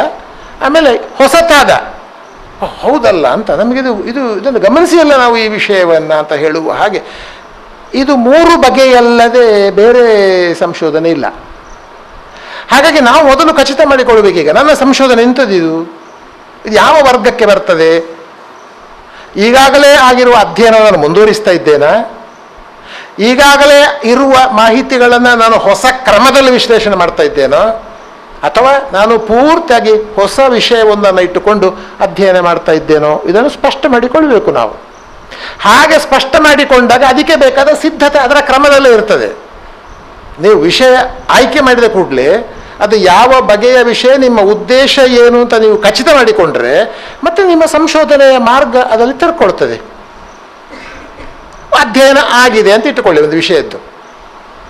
ಈಗ ನೀವೇನು ಮಾಡ್ತಾ ಇದ್ದೀರಿ, ಆ ಇರುವ ವಿಷಯಗಳು ಮತ್ತು ಸ್ವಲ್ಪ ಹೊಸ ವಿಷಯಗಳನ್ನು ತೆಕ್ಕೊಂಡು ಆ ವಿಷಯವನ್ನು ಹಾಗೆ ನೋಡುವ ಬದಲು ಹೀಗೆ ನೋಡಿದರೆ ಹೇಗೆ? ಈಗ ಉದಾಹರಣೆಗೆ ಒಂದು ಜನಪದ ಕಥೆಗಳು ಅಂತ ಉಂಟು ಇಟ್ಟುಕೊಳ್ಳಿ. ಒಬ್ಬ ಅದನ್ನು ಸ್ಟ್ರಕ್ಚರಲ್ ಸ್ಟಡಿ ಮಾಡಿದ್ದಾರೆ, ಅದರ ರಾಚನಿಕ ಅಧ್ಯಯನ ಮಾಡಿದ್ದಾರೆ. ಅದರ ಸ್ಟ್ರಕ್ಚರ್ ಹೇಗುಂಟು ಅಂತ ಹೇಳುದು ಅವ ಕಥೆಯಲ್ಲಿ, ಅದರ ಘಟಕಗಳು ಹೇಗುಂಟು ಕಥೆಗಳು. ಅವನಿಗೆ ಅದರ ಅರ್ಥದ ಕಡೆಗೆ ಅವನ ಸ್ಟ್ರಕ್ಚರ್ ಮಾತ್ರ ಅವಳದು, ಅರ್ಥದ ಕಡೆಗೆ ಅವನದ್ದಿಲ್ಲ. ಅವನದು ಮೀನಿಂಗ್ ಆ ಥರದ ಥಿಯರಿ ಯಾವುದೋ ನೋಡ್ತಾ ಇಲ್ಲ ಅವ. ನನಗೇನು ಕಾಣುತ್ತದೆ ಅಥವಾ ಇವನಿಗೇನು ಕಾಣಬಹುದರೆ ಆ ಥರದ ಅದರ ಭಾಷಿಕ ಅದರ ರಾಚನಿಕ ಸ್ವರೂಪ ಅಧ್ಯಯನ ಮಾಡುವುದಕ್ಕಿಂತ ಅದರ ಅರ್ಥದ ಕಡೆಗೆ ಗಮನ ಹೆಚ್ಚು ಕೊಟ್ಟರೆ, ಅದರ ಮೀನಿಂಗ್, ಒಂದು ಕತೆ ಏನು ಹೇಳ್ತದೆ, ಆ ಕತೆ ಹೇಗಿದೆ ಅಂತಲ್ಲ, ಅದು ಮುಖ್ಯ ಅಲ್ಲ ಅವನಿಗೆ. ಕತೆ ಏನು ಕೆಲಸ ಮಾಡ್ತದೆ ಅಂತ ನೋಡುವಾಗ ನಿಮ್ಮ ಸಿದ್ಧಾಂತ ಬೇರೆ ಆಗುತ್ತೆ. ಅಲ್ಲಿ ನೀವು ಸ್ಟ್ರಕ್ಚರಲ್ ಥಿಯರೀಸ್ ನೋಡ್ತೀರಿ, ಅದು ಲೆವಿ ಸ್ಟ್ರಾಸ್ ಇರ್ಬೋದು, ಪ್ರಾಪ್ ಇರ್ಬೋದು, ಬೇರೆ ಇರ್ಬೋದು, ಸ್ಟ್ರಕ್ಚರಲ್ ಥಿಯರಿ. ಇಲ್ಲಿ ನೀವು ನೋಡ್ತಿರೋದು ಮೀನಿಂಗ್ ಥಿಯರಿ, ಫಂಕ್ಷನಲ್ ಥಿಯರೀಸ್ ಕೊಡ್ತೀವಿ, ಏನದರ ಕೆಲಸ ಏನು ಅಂತ. ಇಲ್ಲ, ಇನ್ನೊಬ್ಬ ಏನು ಮಾಡ್ತಾನೆ, ಸ್ಟ್ರಕ್ಚರಲ್ ಥಿಯರಿ ಆಗಿದೆ, ಅದರ ಅರ್ಥವೂ ಮಾಡಿದ್ದಾನೆ, ಆದರೆ ಆ ಕಥೆಯ ನೀವು ಅರ್ಥ ಎಲ್ಲ ಹೌದು, ಅದು ಯಾರಿಗೆ ಸಂಬಂಧಪಟ್ಟದ್ದು, ಅದರ ಕಾಂಟೆಕ್ಸ್ಟ್ ಯಾವುದು, ಅದರ ಸಂದರ್ಭ ಏನು, ಅದರ ನಿರ್ವಹಣೆಗಾಗುತ್ತದೆ. ಕಾಂಟೆಕ್ಸ್ಟ್ ಇನ್ ಪರ್ಫಾರ್ಮೆನ್ಸ್, ಅದರ ಸಂದರ್ಭ, ಕಥೆಗಳ ಸಂದರ್ಭ ಇಲ್ಲದೆ ಆ ಕಥೆಯನ್ನು ಅರ್ಥ ಮಾಡಿಕೊಳ್ಳೋದಕ್ಕೆ ಸಾಧ್ಯವೇ ಇಲ್ಲ. ಹಾಗಾಗಿ the context determines the text. ಅಂದರೆ ಒಂದು ಸಂದರ್ಭವೇ ಪಠ್ಯವೊಂದನ್ನು ರೂಪಿಸುತ್ತದೆ, ಹಾಗೆ ರೂಪಿತವಾದ ಪಠ್ಯಕ್ಕೆ ಸಂದರ್ಭವೇ ಅರ್ಥಗಳನ್ನು ಕಲ್ಪಿಸುತ್ತದೆ. ಇದು ಸಿದ್ಧಾಂತ, ಇದು ಥಿಯರಿ. ಇದು ಒಂದು ಪಠ್ಯವನ್ನು ಸಂದರ್ಭವೇ ರೂಪಿಸುತ್ತದೆ. The context determines the text. ನೀವಿದನ್ನು ನನ್ನ ಥಿಯರಿ, ಇದು ನಾನು ಇಟ್ಟುಕೊಂಡ ಸಿದ್ಧಾಂತ, ಇದು ಕಾಂಟೆಕ್ಚುವಲ್ ಥಿಯರಿ. ನನ್ನ ಸಿದ್ಧಾಂತ ಇದು ಏನು, ನಾನು ಇದನ್ನು ಇಟ್ಟುಕೊಳ್ತೇನೆ, ನನಗೆ ಸ್ಟ್ರಕ್ಚರಲ್ ಬೇಡ, ಇನ್ನೊಂದು ಬೇಡ, ನಾನು ಇಡೀ ಕಥೆಗಳನ್ನು ಹೀಗೆ ನೋಡ್ತೇನೆ ಅಂತ ಮೊದಲೇ ಸ್ಪಷ್ಟೀಕರಣ ಮಾಡಿಕೊಂಡು, ನಾನು ಅಧ್ಯಯನಕ್ಕೆ ಒಳಪಡಿಸುವ ಕಥೆಗಳ ಸಂದರ್ಭ ಯಾವುದು, ಆ ಸಂದರ್ಭಗಳಲ್ಲಿ ಯಾರ್ಯಾರು ಭಾಗವಹಿಸ್ತಾರೆ, ಯಾರಿಗೆ ಯಾರು ಕಥೆಯನ್ನು ಹೇಳುತ್ತಾರೆ, ಯಾಕೆ ಹೇಳ್ತಾರೆ, ಎಷ್ಟು ಹೊತ್ತಿಗೆ ಹೇಳ್ತಾರೆ, ಆ ಕಥೆಯಲ್ಲಿ ಯಾಕೆ ವ್ಯತ್ಯಾಸಗಳಾಗುತ್ತವೆ, ಆ ಕಥೆಯಲ್ಲಿ ಯಾಕೆ ಭಿನ್ನ ಭಿನ್ನ ಪಾಠಗಳು ರೂಪುಗೊಳ್ಳುತ್ತವೆ, ಅದರ ಮೀನಿಂಗ್ ಆ್ಯಂಡ್ ಫಂಕ್ಷನ್, ಅದರ ಅರ್ಥ ಮತ್ತು ಕಾರ್ಯಗಳನ್ನು ನಾನು ಅಧ್ಯಯನ ಮಾಡ್ತೇನೆ ಅಂತಂದರೆ ಕಥೆಗಳ ಅಧ್ಯಯನವೇ. ಆದರೆ ಐ ಡಿಫರ್, ನಾನು ಅವನು ಮಾಡಿದ ಹಾಗಲ್ಲ, ನಿನ್ನದು ಕಥೆಗಳ ಅಧ್ಯಯನವೇ, ನದು ಕಥೆಗಳ, ಆದರೆ ನನಗೆ ಹೀಗೆ ನೋಡುವುದು ಆ ಕಥೆಗಳನ್ನು ಹೆಚ್ಚು ಅರ್ಥಪೂರ್ಣವಾಗಿ ಕಾಣ್ತದೆ ಅಂತ. ಇನ್ನೊಬ್ಬ ಏನು ಹೇಳ್ಬೋದು, ಸ್ಟ್ರಕ್ಚರಲ್ಲೂ ಇರ್ಬೋದು ಕತೆಗೆ, ನಿಮ್ಮ ಅರ್ಥ ಕಾರ್ಯವೂ ಇರ್ಬೋದು, ಆದರೆ ನನಗೆ ಮುಖ್ಯ ಒಂದು ಕಥೆಯ ಪ್ರಸರಣ ಹೇಗಿರ್ತದೆ ನೋಡುವ ಡಿಫಿಷನ್ ಥಿಯರಿ. ಒಂದು ಕತೆ ಹೇಗೆ ಪ್ರಸರಣ ಆಗ್ತದೆ ಅಂತ, ಪ್ರಸರಣ ಆದಾಗ ಹೇಗೆ ಬೇರೆ ಬೇರೆ ಪಾಠಗಳನ್ನು ಹೊಂದ್ತದೆ ಅಂತ, ಕಾಲದಿಂದ, ದೇಶದಿಂದ, ವ್ಯಕ್ತಿಯಿಂದ ವ್ಯಕ್ತಿಗೆ, ವ್ಯಕ್ತಿಯಿಂದ ವ್ಯಕ್ತಿಗೆ ಪ್ರಸರಣ ಆಗೋದು, ಸ್ಥಳದಿಂದ ಇನ್ನೊಂದು ಸ್ಥಳಕ್ಕೆ ಅದು ಪ್ರಸರಣ ಆಗೋದು ಅಲ್ವಾ, ಕಾಲದಿಂದ ಮತ್ತೊಂದು ಕಾಲಕ್ಕೆ ಪ್ರಸರಣ. 50 ವರ್ಷಗಳ ಹಿಂದಿನ ಕತೆ ಇವತ್ತು ಹೇಗಿದೆ, ಒಬ್ಬನೇ ಹೇಳುವ ಕತೆ ಇವತ್ತು ಹೇಳಿದ್ದಾನೆ, ಒಂದು 2 ವರ್ಷ ಬಿಟ್ಟು ಅದೇ ಕತೆ ಹೇಳುವಾಗ ಏನು ಬದಲಾವಣೆಗಳಾಗ್ತವೆ ನೋಡಿ. ಕಥೆ ಹೇಗೆ ಅಧ್ಯಯನ ಒಂದು 3 ಇದು ಒಂದು ಕ್ರಮ. ಇದು ಅಂದರೆ ಈಗ ನೀವು ಕಥೆಗಳನ್ನು ಅಧ್ಯಯನ ಮಾಡ್ತೀರಿ ಅಂತಾದರೆ ನಿಮಗೆ ಒಂದು ಸಿದ್ಧಾಂತದ ತಿಳುವಳಿಕೆ ಸಾಕಾಗುವುದಿಲ್ಲ. ನೀವು ಸ್ಟ್ರಕ್ಚರಲ್ ಓದಿರಬೇಕು, ಮೀನಿಂಗ್ ಓರಿಯೆಂಟೆಡ್ ಥಿಯರೀಸ್ ಓದಿರಬೇಕು, ಫಂಕ್ಷನಲ್ ಥಿಯರೀಸ್ ಓದಿರಬೇಕು, ಕಾಂಟೆಕ್ಚುಯಲ್ ಥಿಯರೀಸ್ ಓದಿರಬೇಕು, ಪರ್ಫಾರ್ಮೆನ್ಸ್ ಥಿಯರೀಸ್ ಎಲ್ಲ ಓದಿರಬೇಕು. ಇದು ನೀವು ಸೈದ್ಧಾಂತಿಕವಾಗಿ ಗಟ್ಟಿಯಾಗೋದು. ಒಮ್ಮೆ ಜನಪದ ಕಥೆಗಳ ಅಧ್ಯಯನಕ್ಕೆ ಸಂಬಂಧಪಟ್ಟೆ ಅಗತ್ಯ ಬೀಳಬಹುದಾದ ಎಲ್ಲ ಸಿದ್ಧಾಂತಗಳನ್ನು ಓದಿಕೊಂಡ ಮೇಲೆ ನೀವು ಒಂದು ಸಿದ್ಧಾಂತವನ್ನು ಇಟ್ಟುಕೊಂಡು ಹೋಗುವಾಗ ನೀವು ಬೇರೆ ಬೇರೆ ಅರ್ಥಗಳನ್ನು ಕಂಡುಕೊಳ್ಳೋದಕ್ಕೆ ಸಾಧ್ಯ ಆಗುತ್ತೆ. ಅಂದರೆ ಏನರ್ಥ? You are extending the research, you are extending the scholarship. ಇರುವ ಜ್ಞಾನವನ್ನು ವಿಸ್ತರಿಸ್ತಿದ್ದೀರಿ ನೀವು. ಅದನ್ನು ಕೆಲವೊಮ್ಮೆ ಏನು ಹೇಳ್ತೀವಿ ಅಂದರೆ, ಹಾಗೆ ಹೇಳುವುದಕ್ಕಿಂತ ಅದು ಈ ಅರ್ಥ ಕೊಡ್ತದೆ, ಅಲ್ಲ ನೋಡಿ ಹೀಗೆ ನೋಡೋದು ಈ ಅರ್ಥವನ್ನು ಕೊಡ್ತದೆ, ಇದು ಬಹಳ ಮುಖ್ಯವಾದ ಅರ್ಥ ಅಂತ ಹೇಳಲಿಕ್ಕೆ ಆಗ್ತದೆ ನಿಮಗೆ. ಅಂದರೆ ಏನೇ ಒಂದು ಈಗಾಗಲೇ ಇರುವ ಒಂದು ಜ್ಞಾನವನ್ನು ಪರಿಷ್ಕರಿಸುವುದು ನೋಡಿ, ಇರುವ ಜ್ಞಾನವನ್ನು ಪರಿಷ್ಕರಿಸುವುದು, ಇರುವ ಜ್ಞಾನವನ್ನು ವಿಸ್ತರಿಸುವುದು, ಹೊಸ ಜ್ಞಾನವನ್ನು ಸೃಷ್ಟಿಸುವುದು, ಇದೆ 3 ಕೆಲಸ ಸಂಶೋಧನೆಯಲ್ಲಿ ಅಲ್ವಾ. ಜ್ಞಾನವನ್ನು ಸೃಷ್ಟಿ ಮಾಡೋದು, ಜ್ಞಾನವನ್ನು ಪರಿಷ್ಕರಿಸುವುದು, ಹೊಸ ಜ್ಞಾನವನ್ನು ಸೃಷ್ಟಿಸುವುದು. ಜ್ಞಾನನೇ ಸ್ಕಾಲರ್ಶಿಪ್ ಅಂತ ಹೇಳೋದು ನಾನು. ಯಾವುದೇ ಒಂದು ಬರವಣಿಗೆ ಒಬ್ಬ ಸಂಶೋಧಕನಿಗೆ ಇರಬೇಕು, ನಾನು ಈಗಾಗಲೇ ಹೇಳಿದ್ದಕ್ಕಿಂತ ನಾನು ಭಿನ್ನವಾಗಿ ಏನೋ ಹೇಳ್ತಾ ಇದ್ದೇನೆ ಅಂತ ಆಗಬೇಕು ಅವನಿಗೆ. ಅದಕ್ಕೆ ಸಮರ್ಥನೆಗಳಿದ್ರೆ ಆಯ್ತಷ್ಟೇ. ಅದನ್ನು ಪೂರ್ತಿ ಒಬ್ಬ ಒಪ್ಪಬೇಕು ಅಂದರೆ ನಾನು ಹೀಗೆ ಹೊರಟದ್ದರಿಂದ ಈ ಸಿದ್ಧಾಂತಕ್ಕೆ ನಾನು ಬಂದಿದ್ದೇನೆ, ಇದು ರಿಲೇಟ್ ಆದರೆ ಸಾಕಾಗ್ತದೆ ಥೀಸಿಸ್ನ ಒಳಗಡೆ. ಅದನ್ನು ಥೀಸಿಸ್ ಅಂತ ಹೇಳೋದು ನೋಡಿ. You are presenting a thesis, ಒಂದು ಹೈಪೋಥೀಸಿಸ್ ಅಂತ ಇರ್ತದೆ. ಹೈಪೋಥೀಸಿಸ್ ಒಂದು ಊಹೆ ಮಾಡಿಕೊಳ್ಳುವುದು. ನಾನು ಇದನ್ನು ಒಂದು ಪ್ರಮೇಯ ಅಂತ. ಒಂದು ಒಳ್ಳೆಯ ಥೀಸಿಸ್ ಯಾವುದು ಅಂದರೆ, ನೀವೇನು ಪ್ರಮೇಯ ಮಾಡಿಕೊಳ್ತೀರಿ ಅದು ಥೀಸಿಸ್ನಲ್ಲಿ ಸಿದ್ಧಾಂತವಾಗಿ ಬರಬೇಕದು. ನೀವು ಪ್ರಮೇಯ ಮಾಡುವುದೊಂದು, ತಲುಪುವುದು ಇನ್ನೊಂದಾದರೆ ನಿಮ್ಮ ಹೈಪೋಥಿಸಿಸ್ ಉಂಟಲ್ಲ, ವೆರಿ ಪೂವರ್ ಹೈಪೋಥಿಸಿಸ್ ಅಂತ ಅರ್ಥ. ಅಂದರೆ ನೀವು ಪ್ರಮೇಯ ಮಾಡಿಕೊಳ್ಳುವಾಗ ಸಾಕಷ್ಟು ಸಿದ್ಧತೆ ಮಾಡಿಕೊಳ್ಳಿಲ್ಲ ಅಂತ ಅರ್ಥ. ನಿಮಗೆ ಮತ್ತೆ ಗೊತ್ತಾಯಿತು ಅದು ಹಾಗಲ್ಲ, ಅದು ಹೀಗೆ ಅಂತ. ಸೊ ಥೀಸಿಸ್ ಯಾವಾಗಲೂ ಒಳ್ಳೆಯ ಥೀಸಿಸ್ ಯಾವಾಗ ಬರ್ತದೆ ಅಂದರೆ, ನೀವು ನಿಮ್ಮ ಉದ್ದೇಶಗಳು ಹೇಳ್ತೀರಿ, ನಿಮ್ಮ ಉದ್ದೇಶಗಳು ನಿಮ್ಮ ಅಧ್ಯಯನದ ವಿಧಾನಗಳನ್ನು ಸ್ಪಷ್ಟಪಡಿಸಿದ ಮೇಲೆ ಈ ಉದ್ದೇಶಗಳನ್ನು ಇಟ್ಟುಕೊಂಡು ಈ ವಿಧಾನದ ಪ್ರಕಾರ ಹೋದರೆ ನಾನು ಈ ತೀರ್ಮಾನಕ್ಕೆ ಬರಬಲ್ಲೆ ಅಂತ, ಅದು ಪ್ರಮೇಯ. ಈ ವಿಷಯವನ್ನು ಈ ಸಿದ್ಧಾಂತಗಳ ಮೂಲಕ ನೋಡ್ತಾ ಹೋದರೆ ಈ ಫಲಿತಗಳನ್ನು ನಾನು ಕಂಡುಕೊಳ್ಳಬಹುದು ಅಂತ ಹೇಳುವುದು. ಕೆಲವೊಮ್ಮೆ ಆ ಫಲಿತಗಳೇ ಬರಬೇಕಾಗಿಲ್ಲ, ನಿಮಗೆ ಅದು ನಿಮ್ಮ ನಿಯೋಜಿತ ಪ್ರಪೋಸ್ಡ್ ರಿಸಲ್ಟ್ಸ್ಗಿಂತ ಭಿನ್ನ ಫಲಿತಾಂಶಗಳನ್ನು ಕೂಡ ಕೊಡ್ಬೋದು. ಇಟ್ಸ್ ಓಕೆ, ಫೈನ್, ತೊಂದರೆ ಇಲ್ಲ. ಕೆಲವೊಮ್ಮೆ ನೀವು ನಿಮ್ಮ ವಿಧಾನಗಳನ್ನು ಅಥವಾ ಸ್ವಲ್ಪ ಬದಲಾಯಿಸಿಕೊಳ್ಬೇಕಾಗಿ ಬರ್ಬೋದು, ಕೆಲವು ನೀವು ಮುಂದಕ್ಕೆ ಹೋಗುವಾಗ ಅದನ್ನು ಸ್ಪಷ್ಟ ಮಾಡಿಕೊಳ್ಬೇಕು. ಹಾಗಾಗಿ ಸಂಶೋಧನೆಯ ಸಂದರ್ಭದಲ್ಲಿ ಇಟ್ಸ್ ಎ ಪ್ರೋಸೆಸ್, ಒಂದು ಪ್ರಕ್ರಿಯೆ. ಅದು ಒಂದು 3 ವರ್ಷವೋ 4 ವರ್ಷವೋ 5 ವರ್ಷ ಒಂದು ಅವಧಿಯ ಒಳಗಡೆ ಅದು ನಿಗದಿತ ಸಮಯ ಉಂಟು ನೋಡಿ. ಅದಕ್ಕೆ ಒಂದು ಅವಧಿ ಇದೆ. ಒಳಗಡೆ ಒಂದು ನಿರ್ದಿಷ್ಟ ವಿಷಯವನ್ನು ಒಂದು ನಿರ್ದಿಷ್ಟ ವಿನ್ಯಾಸದಲ್ಲಿ ಒಳಪಡಿಸಿ ಅದಕ್ಕೊಂದು ಭಾಷಿಕ ರೂಪ ಕೊಟ್ಟು ಒಂದು ಪ್ರಬಂಧ ರಚನೆ ಮಾಡಿ ಮಂಡಿಸುವುದು ಅಷ್ಟೇ. Then have to defend. ಮತ್ತೊಂದು ತಿಳ್ಕೊಳ್ಬೇಕದ್ದು, ಯಾವ ಥೀಸಿಸ್ ಕೂಡ ಪರ್ಫೆಕ್ಟ್ ಅಂತಿಲ್ಲ. ಅದು ಕೂಡ ಹೇಳ್ತಾರಲ್ಲ, ಸಂಶೋಧನೆಗೆ ಏನಿಲ್ಲ, ಅದು ವಿರಾಮ ಮತ್ತು ಅರ್ಧ ವಿರಾಮಗಳು ಮಾತ್ರ, ಯಾವುದಿಲ್ಲ ಪೂರ್ಣ ವಿರಾಮ ಇಲ್ಲ. ಇದು ಬಹಳ ಪ್ರಸಿದ್ಧವಾದ ಹೇಳಿಕೆ. ಸಂಶೋಧನೆಯಲ್ಲಿ ಕೊಮ ಇರ್ತದೆ, ಅರ್ಧ ವಿರಾಮ ಇರ್ತದೆ, ಆದರೆ ಅದರಲ್ಲಿ ಪೂರ್ಣ ವಿರಾಮ ಅಂತ ಇಲ್ಲ ಅಂತ.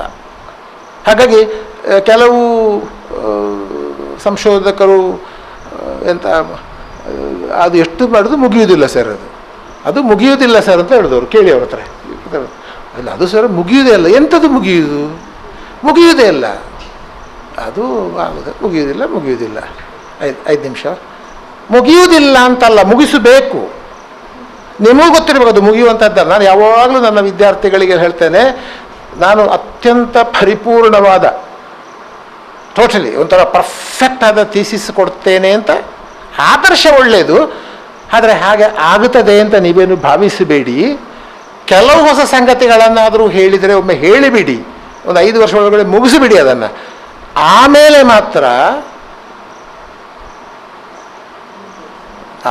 ನಮಗೆ ಸಾಕು, ಇನ್ನು ಸಂಶೋಧನೆ ಸಹವಾಸ ಬೇಡ ಅಂತಂದರೆ ತಪ್ಪಾಗ್ತದೆ.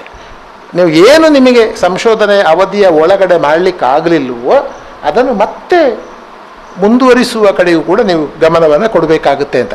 ಈಗ ನಾನೇ ತುಂಬ ಮಾತಾಡಿದ್ದಲ್ಲದೆ, ಈಗ ನಾನು ಕೆಲವು ಪ್ರಶ್ನೆಗಳನ್ನು ಕೇಳಿದ್ದೆ ನಿಮ್ಮ ಹತ್ರ.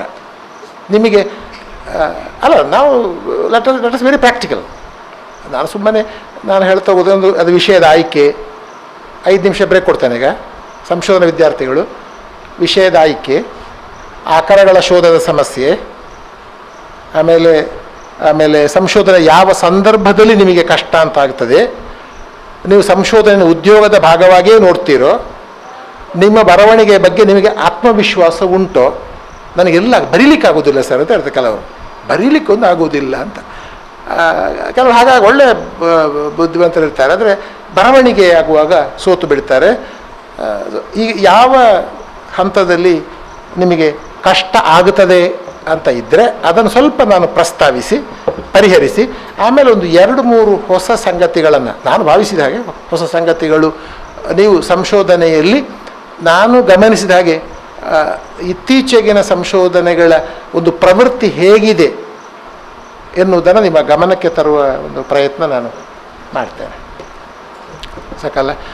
ಮುಂದೆ ಒಂದು 5-10 ನಿಮಿಷ ಈಗ ಸಂಶೋಧಕರು ಮಾಹಿತಿ ಕೊಡೋದು ನನಗೆ. ಓಕೆ.